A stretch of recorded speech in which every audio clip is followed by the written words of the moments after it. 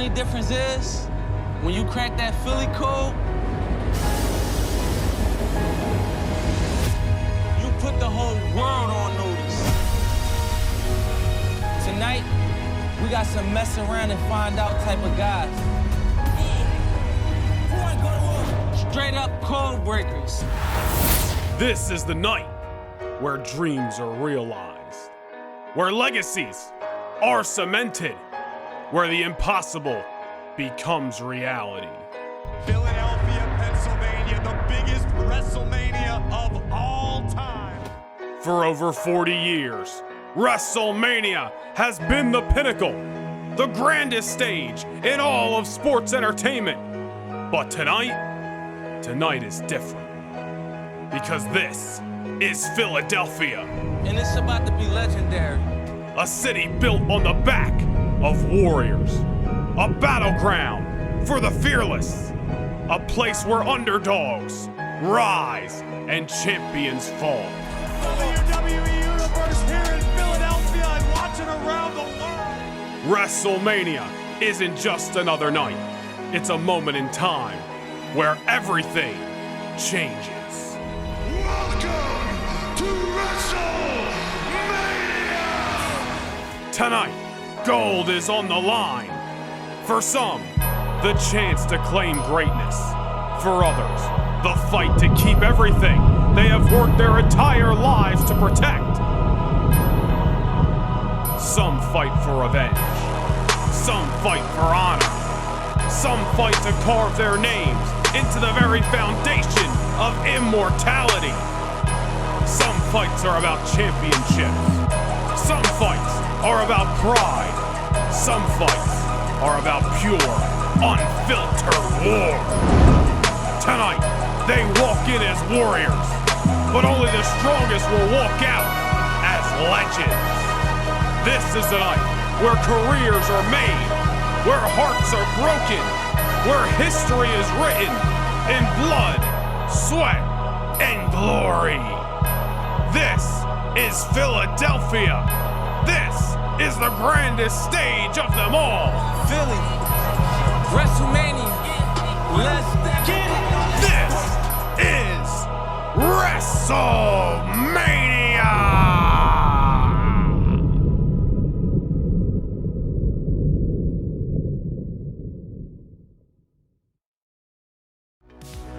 And now, Snickers presents the Global Entertainment Spectacular, WrestleMania. You are looking live at Lincoln Financial Field, where over 60,000 members of the WWE Universe have descended upon Philadelphia for WrestleMania weekend. And right here on WrestleMania Saturday, careers will be altered, championships are on the line, everything changes tonight.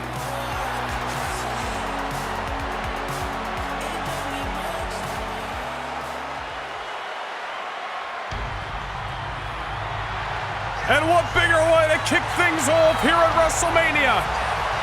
And maybe none more appropriate in the land of extreme than with the Triangle Ladder match for the WWE Tag Team titles. This is the grandest stage of them all. A stage Rey Mysterio knows very well, and a setting that Dragon Lee approaches for the very first time. The following contest is a triple threat tag team ladder match and is for the WWE Tag Team Championship. Introducing the challengers at a combined weight of 340 pounds, Rey Mysterio and Dragon Lee, the LWO. They know what it's like to taste championship gold. You're looking at the former champions in Dragon Lee and Rey Mysterio of the Latino World Order. Their championship reign coming to an end back in January at the Royal Rumble. Tonight, they look to get back the gold that they lost in Madison Square Garden.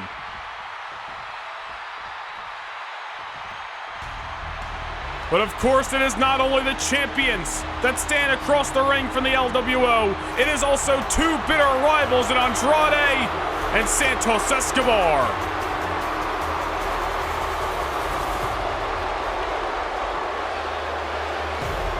And at a combined weight of 410 pounds, Santos Escobar and Andrea. It is a partnership brung together through common enemies. Andrade's had an issue with the LWO, and specifically Rey Mysterio, going all the way back to his return to WWE last spring. Santos Escobar felt replaced by Dragon Lee when he went out with injury, and recently on SmackDown turned his back on not only Dragon Lee, but Rey Mysterio and the rest of the Latino World Order. Santos Escobar aligning with an old rival in Andrade. I'm not even sure these two men like each other, but here they are, participating as a tag team, contesting for tag team gold, all to stick it to Rey Mysterio and the LWO. Well, I guess their mission to conquer the LWO has brung them this far, but will Andrade and Santos Escobar's new pairing be able to bring them championship gold here in Philly?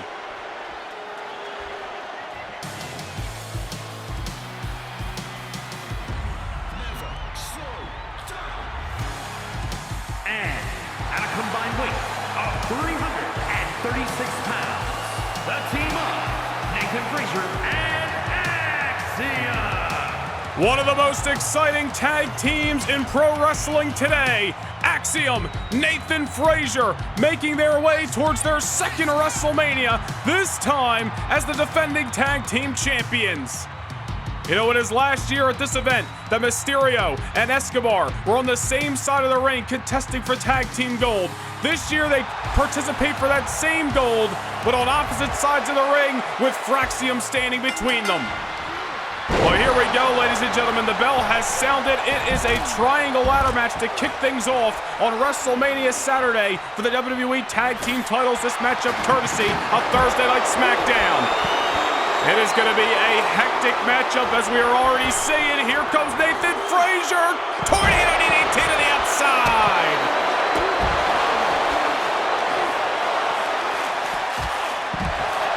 Philadelphia on their feet. All six of these men scattering at ringside, trying to beat the daylights out of each other and be the first man to climb the ladder and retrieve the tag team gold. Mysterio has held championship gold in the last calendar year with both Santos Escobar and Dragon Lee. Tonight, a completely different story. Will him or Dragon Lee be able to take down the titles that Axiom is, at least at the given moment, was closest to grabbing? Obviously, tornado style, if that wasn't obvious already. Only need one member of your team to climb the ladder, grab the tag team title that is hanging above the ring for your duo to be successful. But on the road to that, there's no countouts, there's no disqualifications. Literally anything can happen here in the land of extreme. In the midst of this ladder matchup, you see Frazer at ringside, just tossing that ladder at Santos Escobar. Meanwhile, inside the ring, Rey Mysterio trying to make the run, but Axiom on his tail. Now it's Axiom taking his place. Axiom with his hands on the gold. With so much action going on inside the ring, that ladder is going to be a little wobbly. We'll do our best to keep up with all the action here as two masked superstars are on top of the ladder, and down goes Rey. Down goes Axiom as well. It is Human Demolition Derby already here at WrestleMania. And I guess with the circumstances, we should expect nothing less. Dragon Lee on the far side if he can get the binoculars out. Drop it on Andrade with a DDT on the apron. There's some bad blood between the LWO, Escobar, and Andrade. Mysterio and Dragon Lee looking to right all the wrongs of recent months here tonight. I'm sure those two men got a great respect for Fraxium, and that is mutual, but tonight it is every team for himself in hopes of leaving Philadelphia with the tag team titles. Escobar and Mysterio battling it out at ringside. You know, it was 2 years ago here at WrestleMania. And Santos and Rey kicked off WrestleMania Saturday for the Cruiserweight Championship. Now here they are again on opposite sides of the ring for the tag team gold. Your eyes inside of the ring. Down goes Axiom. Off the German. Frazer the moonsault to Dragon Lee. We were remiss if we didn't talk about what happened 48 hours ago right across the street in Wells Fargo Center here in Philadelphia. Rey Mysterio, Dragon Lee, and the Cruiserweight Champion Wesley picked up a six-man tag team victory over Andrade, Santos, and Dirty Dom. Meanwhile, inside of the ring, keep your eyes on Nathan Frazer. Oh no, but Ilja on his tail. Nathan Frazer hanging from the heavens here in Wells Fargo, or should say here in Lincoln Financial Field. Dragon Lee tried to knock him down to no avail. Nowhere to go but south. Nathan Frazer crashing and burning. Man, oh man, it is looking like a car wreck inside the ring and outside of it. Dragon Lee all over Nathan Frazer, who's going to be feeling that fall tomorrow morning. Andrade, who has duked it out with Rey Mysterio on SmackDown several times over the last year, now has got Rey pinned in the corner. Thank goodness for the Wild Coyote cam that we brought with us to Lincoln Financial Field. That way we can keep our eyes on all six of these individuals. Escobar getting another ladder outside of the ring as if we need it. There's nothing short of a race to the finish line in this style of matchup as Axiom plants Andrade with the Poison Rana. Meanwhile, keep your eyes on Santos, who's scaling the rugs, got his hands on the titles. Rey Mysterio on the opposite side. Rey and Escobar. So much history between these two men, as friends, as foes, and now rivals again. Santos Escobar hanging on with everything he's got. Nathan Frazer trying to push that ladder over, but after that fall a few moments ago, I don't know if he's got the strength. Mysterio with a neck breaker to Escobar off the ladder.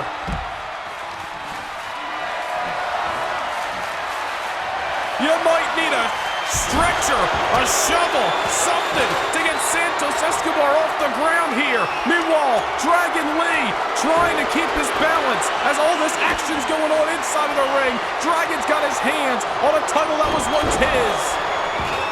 Axiom bringing him down to size with that hoisted powerbomb.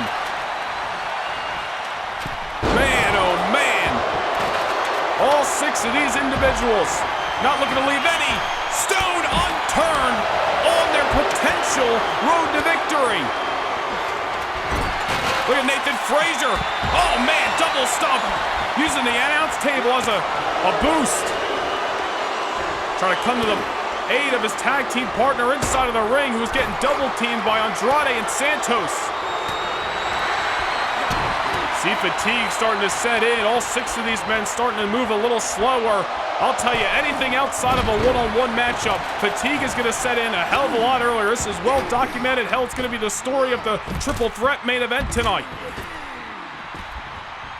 Right now, it's a triple threat ladder matchup for the tag team titles and all those extra bodies and all that momentum swinging at one another. It is so hard to beat the aggressor in this style of matchup. Mysterio taking down Andrade.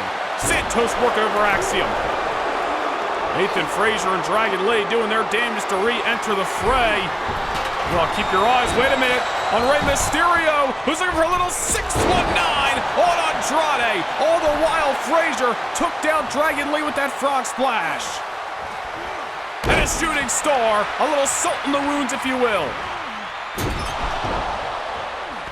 There is bodies all over Philadelphia at the current moment. It's all for the tag team titles that hang high in the sky. Rey Mysterio sent to the outside by an arch rival in Santos Escobar. Keep your eyes on Dragon Lee, who delivers an Operation Dragon to Santos. That is the maneuver that pinned Dirty Dominic Mysterio 48 hours ago on SmackDown right across the street at Wells Fargo. Nathan Frazer scaling the ladder. Dragon Lee, hold on here. Dragon Lee, I think, miscalculated what he was going for there. I think he was trying to play defense on Axiom.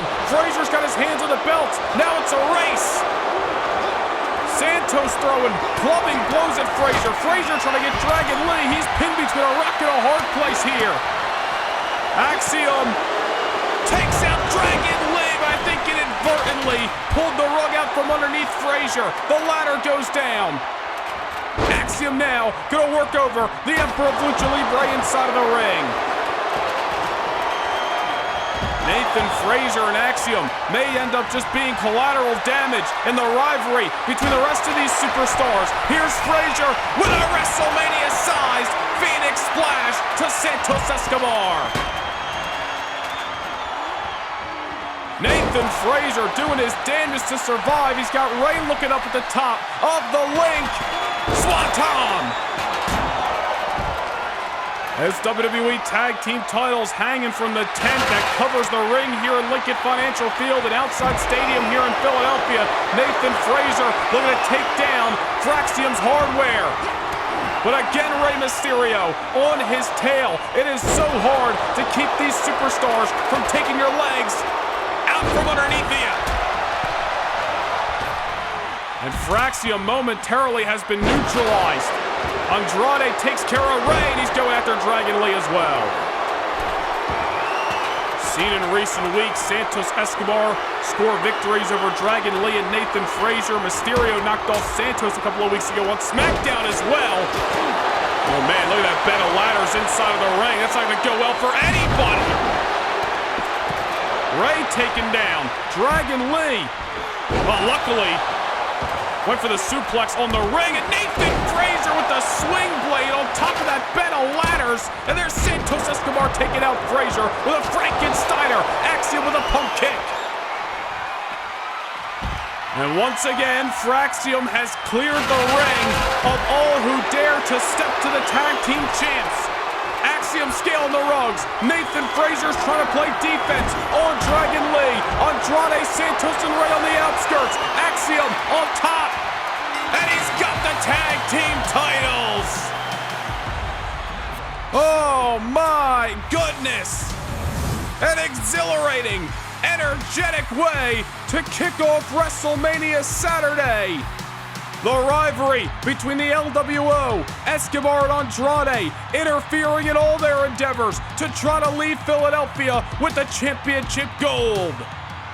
Here are your winners, and still WWE Tag Team Champions, the team of Axiom and Nathan Frazer. Well, they won the championships on one of the biggest nights of the year, back at the Royal Rumble in Madison Square Garden. And another feather in the cap of Axiom as they are leaving WrestleMania still tag team champions. Well, coming up next, here inside Lincoln Financial Field, from best friends to bitter rivals, Carmelo Hayes stabbed Trick Williams in the back, could not stand for all the hype that was going down in Trick Williams' young career. Now these two men meet. Trick Williams is looking for his pound of flesh right here in Philadelphia.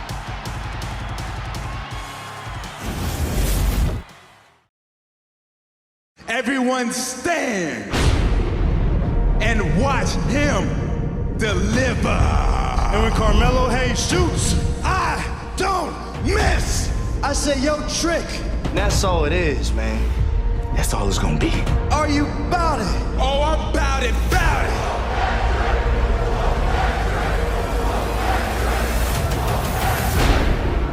What happened to you, Trick? You went from being my hype man to believing your own hype.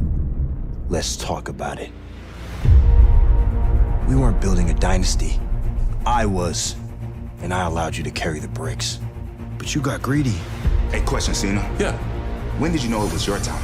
You wanted to bite the hand that feeds you. I want that. you went after something that belonged to me. And at that very moment, I knew I had to do what I had to do.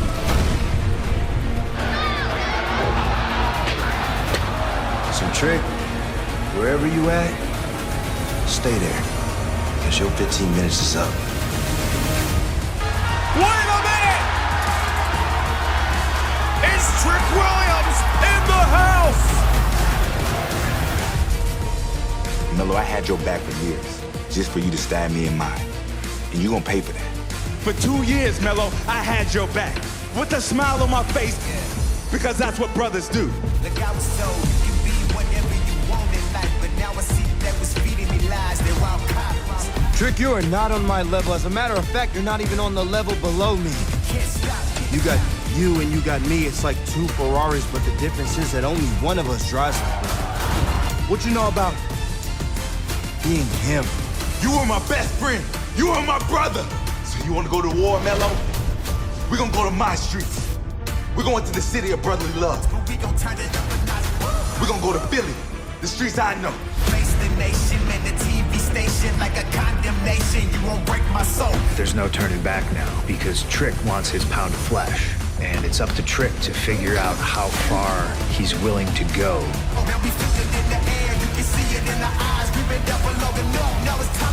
This one here is personal. Melo, I'm coming for you.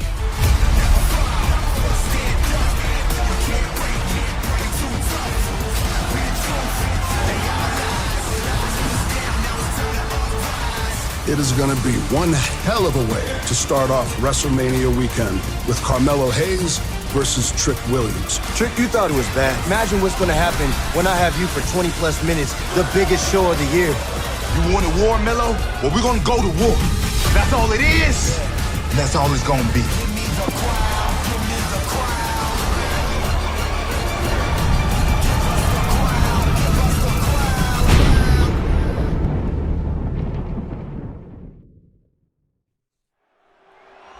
As the sun sets here in Philadelphia, it seems that the sun has set on the Trick Melo gang. The following contest is scheduled for one fall, making his way to the ring from Boston, Massachusetts, weighing in at 210 pounds, Carmelo Hayes.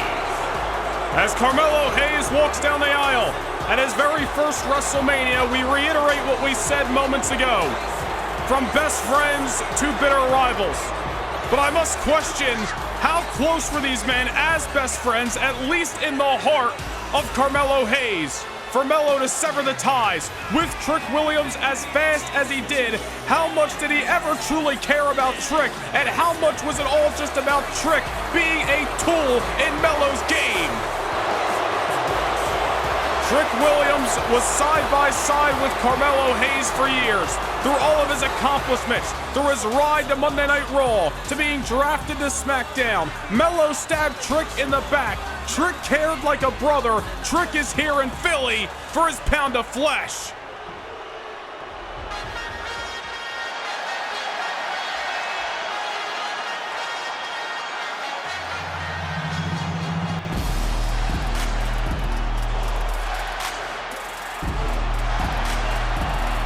Massive ovation for Trick Williams as he also enters his first WrestleMania.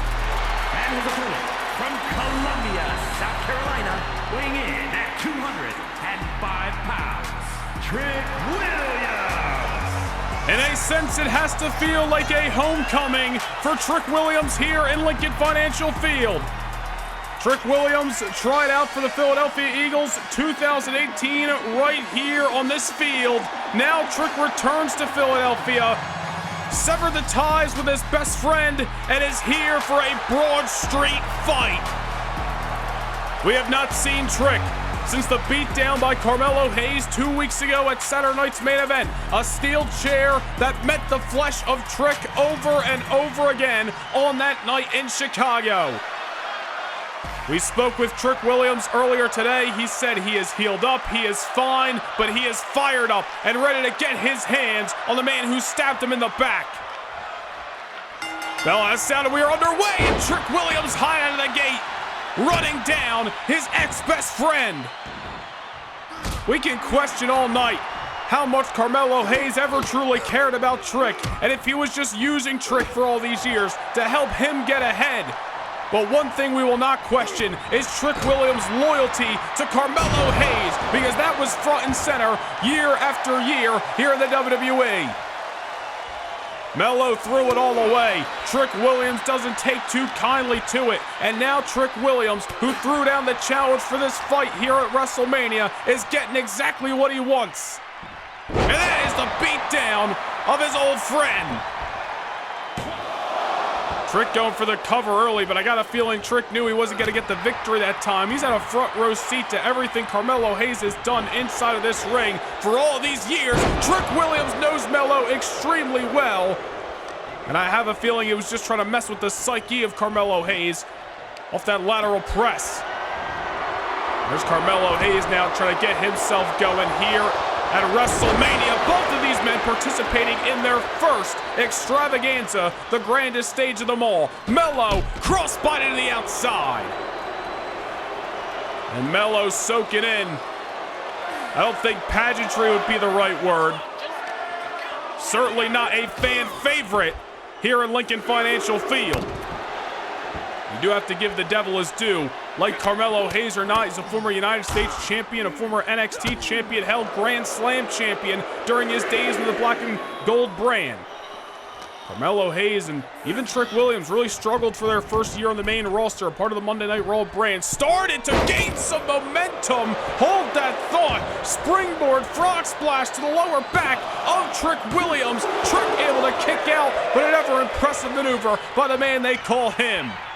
Oh, there's a boot by Trick. As we were mentioning, the struggle for the first year or so for both of these individuals when they joined the main roster and were part of Monday Night Raws. Around this time last year, they both started to gain some momentum, but especially Carmelo Hayes. Eventually was drafted over to SmackDown, and in a few short months, Carmelo Hayes was the United States champion, and both of these men were really mainstays each and every Thursday night on the blue brand. Just as Carmelo Hayes continued to rise, so did Trick Williams, and that has been a thorn in the side of Melo ever since. I bet Melo would have had no problem with Trick Williams riding his coattails and being an assist to Carmelo Hayes' success in his career. But God forbid Trick wanted to find his own success. Melo wouldn't have it. Also goes to show you that over the last few months as Melo has struggled, losing the United States Championship back in the fall, unable to regain it, losing #1 contenders matches multiple times to Trick Williams. And although Trick Williams thought he was fighting competitive battles against Carmelo Hayes and was even hesitant to step into the ring with Melo taking it personally. So all the while Trick continued to rise, Melo's bad luck continued on SmackDown. Months and months of frustration, and Carmelo Hayes finally showed his true colors, and now Trick Williams is making him pay for it, unloading with those right hands in the corner. So on the final SmackDown before the Royal Rumble back in January, cameras had cut to the backstage area. Trick Williams was laid out, looked like and he had beat down with a steel chair, put through a table. Carmelo Hayes and even Trick Williams blamed Grayson Waller for weeks as there was a looming issue there, but Carmelo Hayes revealing all. It was indeed him who attacked Trick. And of course, it was Melo who put the knife in the back of Trick last month at the Elimination Chamber. And all those memories of recent months and all the memories of the good times between these two individuals is what fuels Trick Williams to go to the lengths he's willing to go tonight. But Melo looking to get the job done in a very beautiful fashion off that crossbody. I'm sure Trick Williams would not only like to get the victory, but to drag out this fight along the way. And really enjoy the punishment that he can do to beat down Carmelo Hayes. While the other opposite end of the ring, Carmelo Hayes wants to rid himself of Trick Williams once and for all. One thing to stab him in the back, but getting the victory over Trick tonight, Melo can wipe his hands clean of anything having to do with Trick Williams and move on with his career. And that's exactly what Melo wants to do. Melo thought Trick was fouled on that time, and there is a rare mistake out of the arsenal of the man they call him. Comes back to benefit Trick, who delivers yet another closed fist to the jawline. Falls him with the elbow. Melo's got to remember that Trick had a front row seat for years on end to everything that Carmelo Hayes not only succeeded with inside of that ring, but his full repertoire, his arsenal. Trick has studied it all inside and out. Melo's got to remember that maybe some of his old tricks ain't gonna work over Williams himself. Trick Williams knows Melo maybe better than he knows himself, like the back of his hand, and that may come back to haunt Carmelo Hayes here at WrestleMania. Trick Williams is hanging in there against the former United States champion and Grand Slam champion in NXT. Trick now heading to the top, uncharacteristic, but it works out, soaring like a Philadelphia Eagle. But Carmelo Hayes again able to get the shoulder up and roll to the outside, trying to catch some R&R. Trick Williams, however, hot on his tail, not looking to allow Melo to pace this matchup. Melo might have go to the middle of the outside and chucks him right to the barricade. Uranagi on the top. You know, earlier on in this matchup, we saw Melo deliver that frog splash to the lower back of Trick. We've seen a couple other maneuvers, such as that Uranagi on the barricade. Goes to show you that Melo might know something we don't. Going after the lower back of Trick Williams. Maybe after those steel chair shots 2 weeks ago on Saturday night's main event, Melo's hoping that some wounds are still looming. Something that he can rub some salt into, if you will. Oh my goodness! Ain't no questions about that. That landed right on the money, and so did that springboard. Carmelo Hayes may be enjoying this first WrestleMania. Hold that thought. First 48 on Trick Willie. But Trick's still alive. Trick's still in this matchup. Frustration boiling over for Carmelo Hayes, who now perched on top. Could be looking for nothing but net. Trick Williams is in the drop zone. Carmelo Hayes may be taking a little bit too much time. Trick had it scouted. Nothing but net gets reversed into a powerbomb, or dare I say a slam dunk for old Trick Willie. Could be looking for a little bookend. Shout out to the Hall of Famer. Trick Williams may have this matchup in the bag. Reversal by Melo. Schoolboy. Rope break that time. Melo felt a sense of urgency, tried to get the pinfall, but did not realize the ring awareness. Trick too close to the ropes to secure a 3 count. As we were mentioning a few moments ago, Carmelo Hayes may be sharing this first WrestleMania experience with his ex-best friend in Trick Williams, but dare I say Melo does have more big match experience than Trick. That may come back to benefit Carmelo Hayes as he hits the ropes and heads over to the top rope, crushing Trick at ringside.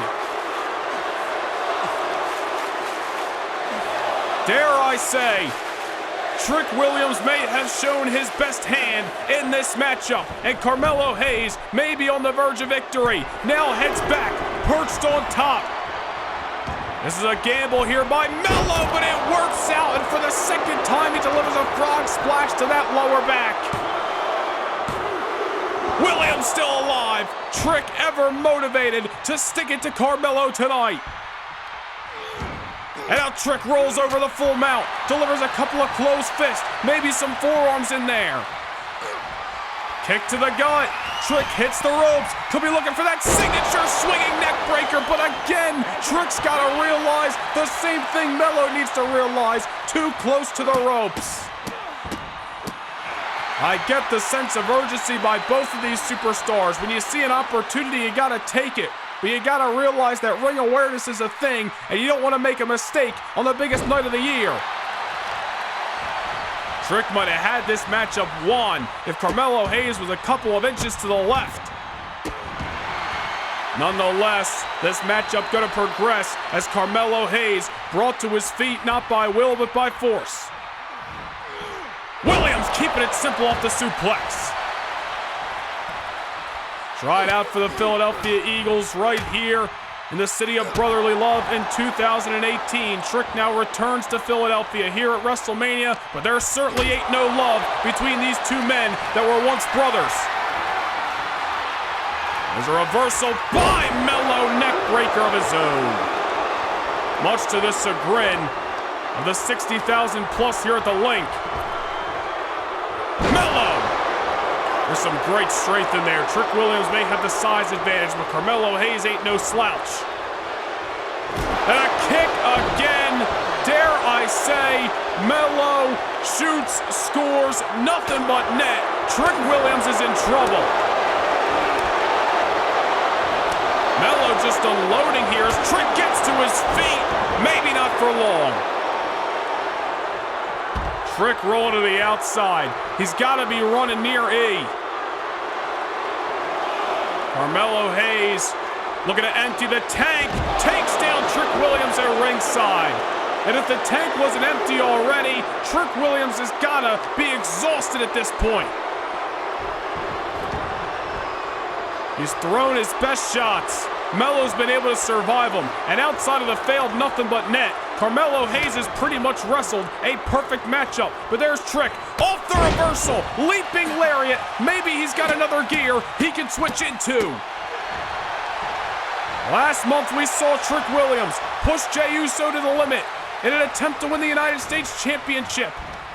Trick looking to push himself past his own limits tonight in order to stick it to his former friend in Carmelo Hayes. Carmelo Hayes on wobbly legs right now. Trick Williams, what has he got in mind? Oh man, that's the same cutter that Melo uses. Trick using Melo's own maneuver on him. It's not over yet. Trick Williams thought he pulled a card out from his sleeve. Unfortunately, Carmelo Hayes still alive. That just again goes to show you how well Trick Williams knows Melo. And now coming off the top, tackling Carmelo Hayes down at the 50-yard line. Back inside the ring. The fight may not be over, but Trick Williams is still swinging. Carmelo Hayes looks like he wishes he was anywhere but Philadelphia. Able to grab the boot that time. Dragon screw takes down Williams. Carmelo Hayes, I'm sure there was an audible gasp when he realized that Trick just used his own move on him. Now Melo heading to the top. Could be looking for another attempt of nothing but net. Trick Williams wobbly again, and Melo decides for a much more safer option with the axe hammer. Trick in need of the ropes just to get to his feet, but again, you gotta admire the heart of Williams here, continuing to fight. Both of these men leaving it all on the table. It is that kind of night. Don't want to leave any stone unturned as Trick just starts to unload everything he's got on Carmelo Hayes. No championships on the line, nothing but a personal rivalry. Trick now heading to the top once again, soaring through the skies and lands right in the drop zone. Trick has survived at least to this point, but does he have enough to finish off Carmelo Hayes once and for all? To get back at Carmelo Hayes for the pain, for the heartbreak, leaping leg lariat. I'll tell you what, Trick Williams needs to get a 3 count, but at least at the moment he's got Melo stirring. Kick to the gut again, Trick into the ropes, down goes Melo. He's gonna need some ice on that neck. Big victory for old Trick Willie. Here is your winner, Trick Williams. That has gotta be oh so therapeutic. Trick Williams certainly was bout it here in Philadelphia. Carmelo Hayes stabbed this man in the back, and Trick Williams came to collect. That's all it is. That's all it's ever gonna be. The rise of Trick Williams continues. A coming out party here at WrestleMania.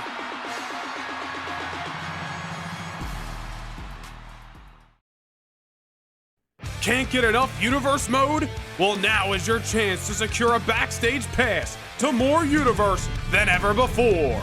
Become a Noah Nation Gaming channel member and gain entry to exclusive kickoff shows before each and every premium live event. Also, witness bi-monthly house shows that directly affect your episodic viewing of Universe Mode. Also, take a peek behind the curtain and see how Universe Mode is brought to life each and every week. Hit the join button down below Become a Backstage Pass Nomination Gaming channel member and get your front row seat to more universe than ever before.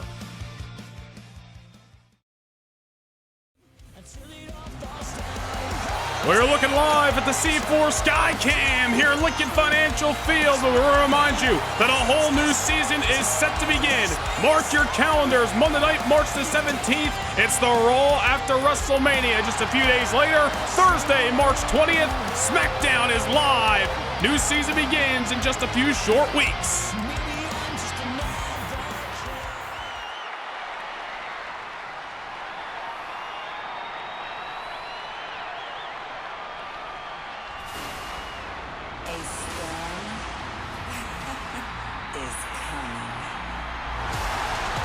But we are set to continue here in Lincoln Financial Field.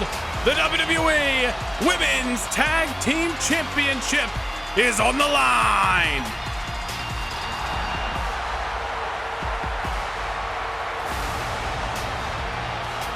It is the first WrestleMania for many superstars this weekend.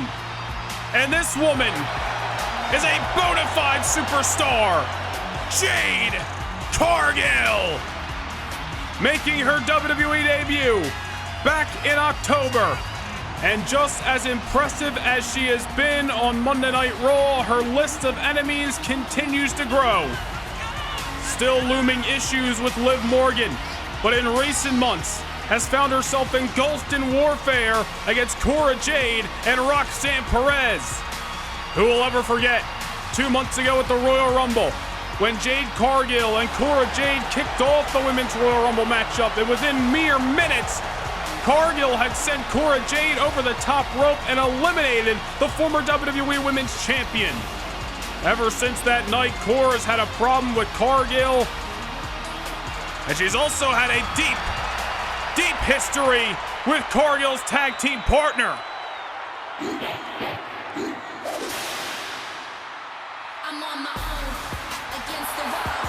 The EST of WWE, Bianca Belair. It was all the way back at SummerSlam in August that Bianca Belair had defeated Rhea Ripley to become the WWE Women's Champion. Moments later, Cora Jade cashing in Money in the Bank on that very woman, Bianca Belair, to be crowned the WWE Women's Champion. Bianca and Cora had exchanged competition for months, but eventually a couple of underhanded tactics showed Cora's true colors, showed that she was willing to go to any lengths to retain her title. Eventually, the rivalry between Bianca and Cora becoming so bitter, it was almost as if neither of them could be champion unless they went through the other. All this time later, Bianca has a chance at championship gold, all the while sticking it to Cora Jade in the process. But that is not going to be an easy task, as Cora is joined by the 2024 Women's Superstar of the Year as voted by you, the fans, the prodigy, Roxanne Perez. A former Women's World Champion. When you look at the last 12 months here in WWE, her name is written all over its history. Roxanne Perez, of course, the property of Thursday Night SmackDown. But we've seen her a lot on Raw as of late, thanks to the window that has opened from those women's tag team titles. Roxanne Perez and Cora Jade, their history goes all the way back to NXT, from friends to rivals to friends again, finding single success last year. And that success, of course, bled into 2025 as they won the women's tag team titles just weeks into January. Roxanne Perez, who has scored a victory over Jade Cargill in recent memory.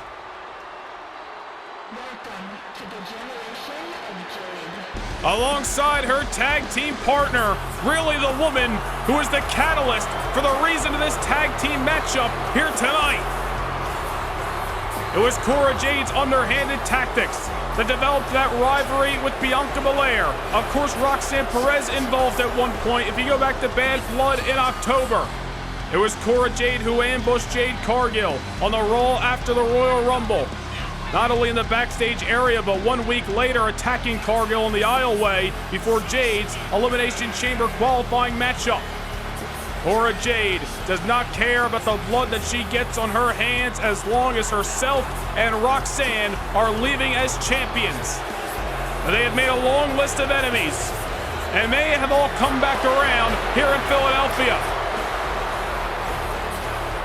From SummerSlam to WrestleMania, Cora Jade has been at odds with Bianca Belair.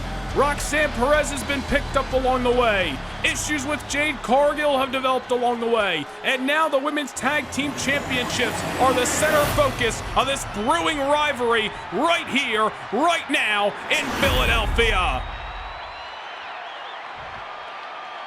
The following contest is a tag team match scheduled for one fall.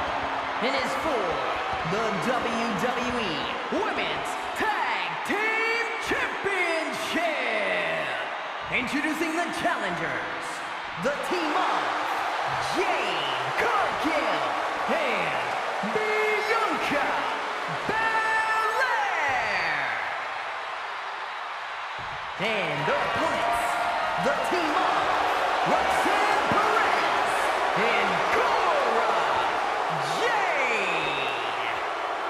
Bianca Belair and Jade Cargill, a tandem brought together through common enemies, that being Roxanne Perez and Cora Jade, their opponents here tonight. They have teamed up once prior in a 2-on-2 matchup against Chelsea Green and Piper Niven back at the Road to WrestleMania live event for No Nation Gaming channel members. Bianca and Jade victorious on that night, but now here on the grandest stage of them all against two women who know themselves inside and out. Roxanne Perez and Cora Jade. Will Cargill and Bianca find similar success immediately off the bell? Cargill cutting Perez in half with that spear. Roxanne Perez able to kick out, but just Jade trying to set the precedent in the early going. I'll tell you what, Cargill and Bianca better channel those emotions tonight and not come out here seeing red, or Roxanne Perez and Cora Jade may just get the best of them. Cora Jade and Roxanne Perez defeating Asuka and Kairi Sane not only to win the championships back in January, but defeated them again last month at the Elimination Chamber kickoff show to retain them. Now against Bianca and Jade tonight. Roxanne and Cora may be the more experienced tandem, but Bianca and Jade certainly the stronger. Tag made to the EST. You can't spell WrestleMania without EST. Here's Bianca coming guns a-blazing all over the Prodigy. And as much as Bianca's in there with Roxanne Perez and has a chance for victory, you gotta believe Bianca's itching to get her hands on the woman at ringside, that being Cora Jade. And the ropes she goes. Into the pinfall here, a couple of early covers by the challengers here at WrestleMania. It was 2 years ago here at the grandest stage of them all, Bianca Belair replaced an injured Tegan Knox and teamed up alongside the ballsy badass Shotzi to take on Candice LeRae and Indy Hartwell. They won the women's tag team titles on that night. Bianca and Shotzi, rivals that became friends, that became tag team partners. We say that to say that Bianca Belair has had success with the tag team titles here at WrestleMania before. A lot more writing this time around. A lot more bad blood between these four women. Will Bianca Belair be able to find success yet again, or will Cora and Roxanne, two women who took the WWE by storm last year, just be too much to handle?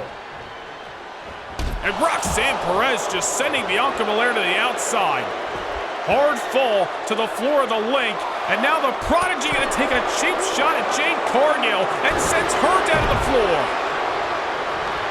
I don't know where Roxanne Perez gets off so little with such a big attitude, but there's Bianca coming back inside the ring, trying to score the victory, but not just yet. Roxanne Perez, former Women's World Champion, held that title from August to January. Only about 2 weeks in her career, right there back a few months ago where she was without a title. Lost the Women's World title. A few weeks later, her and Cora Jade are bringing home the tag gold. Goes to show you how talented those two young women are. Went from future stars to the stars of today. Roxanne Perez again voted by you, the fans, the 2024 Women's Superstar of the Year, and you got to give the devil his due. That's for a reason. Now a tag made to Cora Jade, and all the history between these two women, dating all the way back to SummerSlam, now comes to a head. Cora Jade, couple of sentons, now heading to the top rope. And hits a super senton right to the ribcage of the EST. And Jade Cargill, realizing Bianca may have the wind knocked out of her, coming to the save, breaking things up. Cora Jade has defeated Bianca Belair in the past, not only at SummerSlam, but at Bad Blood as well. Bianca Belair has scored a couple of victories over Cora on Monday Night Raw, dating back to last year. And here at WrestleMania in the tag team scenario, a different scenario. And who's to say who's going to get their hand raised here tonight? I'll tell you what, not to sound like a broken record, we said it for Trick Williams a few moments ago. It had to be therapeutic inside of that ring to get his hands on Carmelo Hayes, and I believe Bianca Belair would share the same sentiments about Cora Jade. Look at Bianca, the strength, muscling up Cora Jade, backbreaker. I don't think she's done yet, looking to make it a dose, and she does. 2 times last year, Bianca was the WWE Women's Champion, both very short reigns thanks to one woman, and that's Cora Jade, the woman who's crawling for mercy, trying to tag in Roxanne Perez, but Bianca not going to allow it. Missed wildly off the drop kick. And now an enziguri by Cora. As we mentioned, when Jade Cargill was making her way down the aisle, a lot of first-timers at WrestleMania this weekend. Cora and Roxanne share those same sentiments. After the last year that they've had, they are walking into WrestleMania nothing short of 2 success stories. Will those success continue here tonight? Will they leave WrestleMania as the tag team champions, or will Bianca and Cargill be able to overcome the odds? Cora and Roxanne working like a well-oiled machine right now. Off the misstep that time, Bianca Belair may have the momentum, kick to the gut. Roxanne now. Oh no, Pop Rocks! May have Bianca shook. But the EST able to survive. Roxanne Perez went for the kill. Bianca still into it.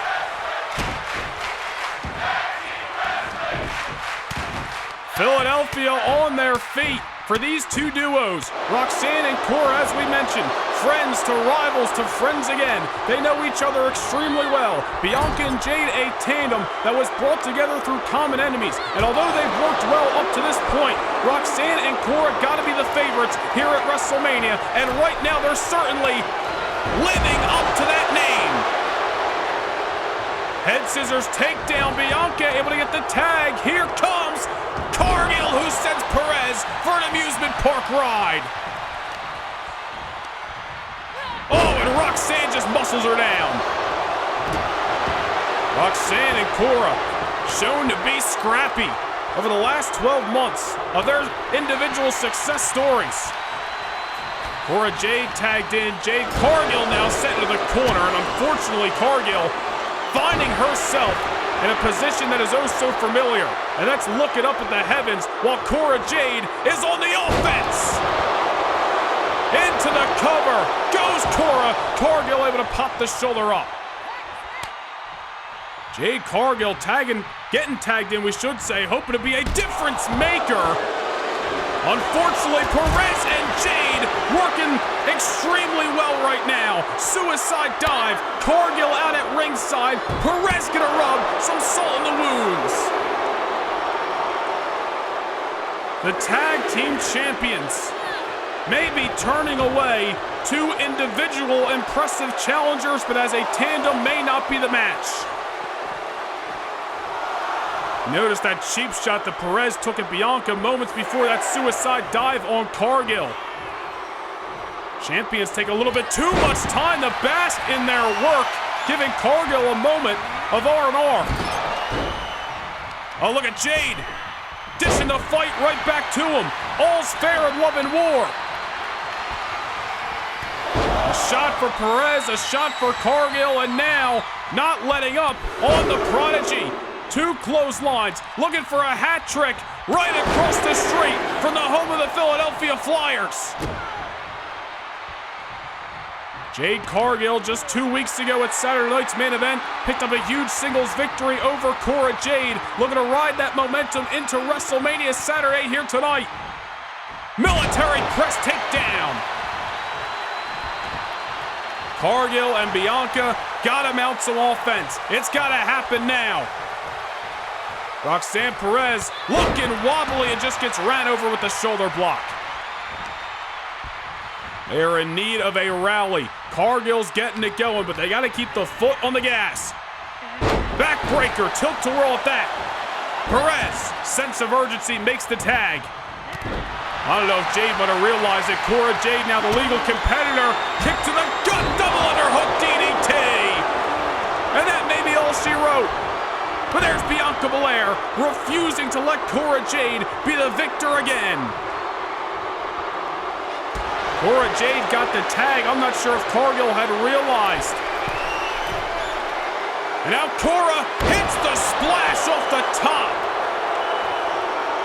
And just like that, the win may have been taken out of the challenger sales. Kip up by Cargill. Cora Jade now gets sent for the ride. Well, maybe we spoke too soon. Cora Jade in enemy territory. And now is going to a familiar position. Cora hoisted in the air, about to become Jaded. Into the cover goes Cargill. Oh, but Roxanne Perez with the drop kick to break things up. If it weren't for Roxanne, you gotta believe this one would have been over. Cora looking for the sneaky pinfall. I don't know if she thought if she was gonna get it or at least just try to get the momentum back on her side. Cora Jade saved by her tag team partner that time. Trying to outrun Cargill, but there's no way she can outpower Cargill. There's a shot to the abdominal. Again, another hat trick. Ragdolled into the ropes. There's the strength on full display yet again. Cora Jade trying to fight. Things are getting scrappy between these two women. Another reversal that time by Cargill, who sends Cora Jade into the corner. Massive splash. After an exchange of reversals, Cora Jade looking up at the heavens. A tag made in the EST. Bianca Belair, who delivers the shooting star press. Ought to go for the cover, but Bianca elects for a shot at Roxanne Perez. An eye for an eye. Cora Jade in trouble. Bianca looking for a KOD. Cora Jade wiped out. Bianca into the cover. We got new tag team champions here at WrestleMania. After months and months of dealing with Cora Jade and Roxanne Perez involvement as well, Bianca Belair gets an oh-so-satisfying victory with a newfound friend and newfound tag team partner by her side. Here are your winners, the team of Jade, Cargill, and Bianca Belair. Cora Jade and Roxanne Perez luck ran out tonight. The list of enemies continued to grow, and all the hostility brought these two women together. Jade Cargill, in her first WrestleMania, is leaving with championship gold, and for Bianca Belair, it's a very familiar feeling. We got new women's tag team champions in Jade Cargill and the EST, Bianca Belair, live from Philadelphia.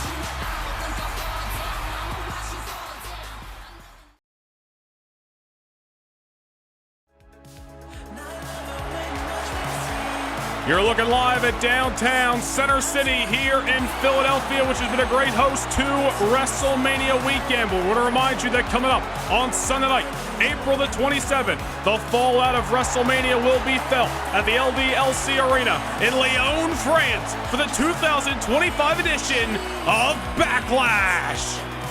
And I want to take you back to earlier tonight on the WrestleMania Saturday kickoff show exclusive to No Nation Gaming channel members. The Women's Intercontinental Championship was on the line, the inaugural one at that, as Monday Night Raw's Lyra Valkyria met Liv Morgan. Both of these women earning their opportunities several weeks ago on Monday Night Raw, and boy did they ever leave it all in the squared circle earlier tonight here in Lincoln Financial Field.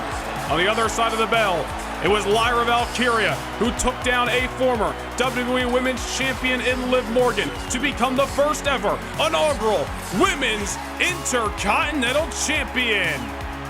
And speaking of the Intercontinental title, we got a Philly street fight on hand right here, right now.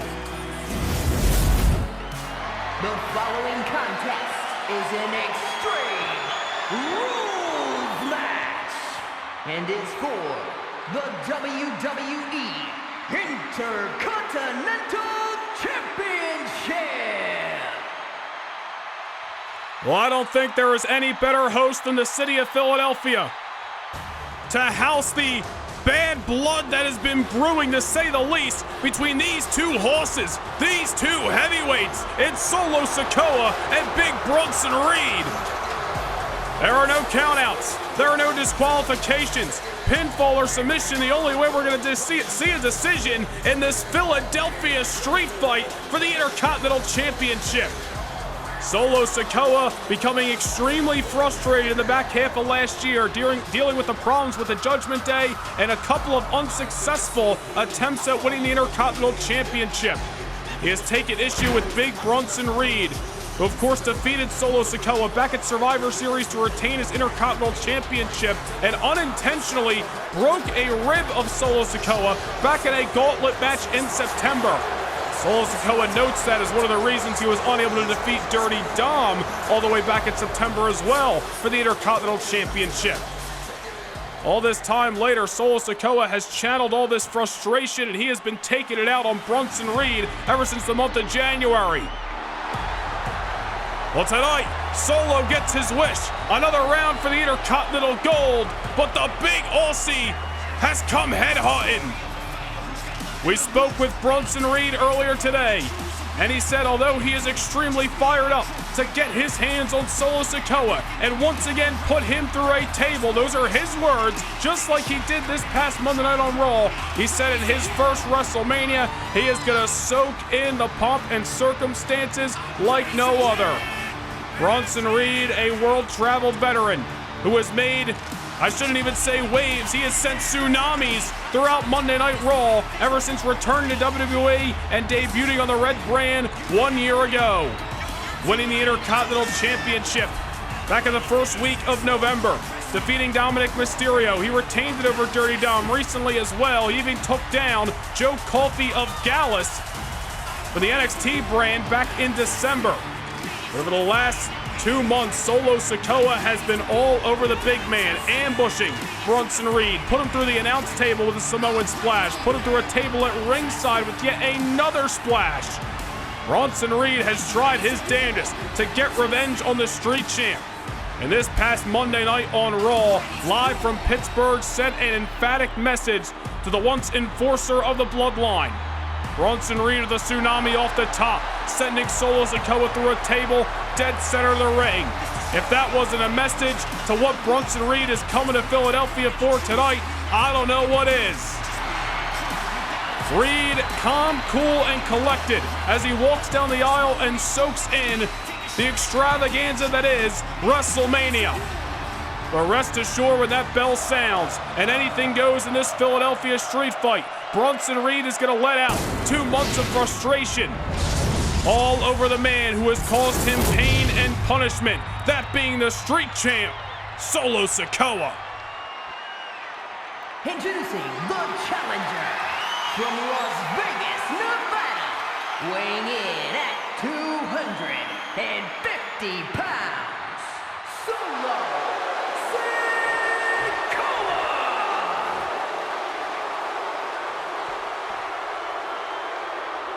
And his opponent from Black Forest, South Australia, weighing in at 330 pounds, the WWE Intercontinental Champion, Bronson Reed. You know, we have seen Solo Sikoa be extremely destructive over the last few years on Monday Night Raw, but going all the way back to the fall, when he had a couple of unsuccessful outings for the Intercontinental Championship, failing to defeat the Judgment Day, failing to defeat Bronson Reed, Solo Sikoa has found a way to channel that frustration, and it has led us to maybe the most dangerous version of Solo Sikoa that we have seen yet. But I'll tell you, if anybody can match the energy of the Street Champ, it is the Big Aussie. There is no telling what is going to happen as the bell is about to sound here in Philadelphia. Bronson Reed hot out of the gate. Two heavyweights, or two horses as we like to call them, duking it out with nothing between them, nothing stopping them from absolute domination and demolition here in the city of brotherly love. This is a matchup that may topple the entire city of Philadelphia as Bronson Reed is holding no punches off the opening bell. Bronson Reed, the last guy who is going to let Solo Sikoa walk all over him.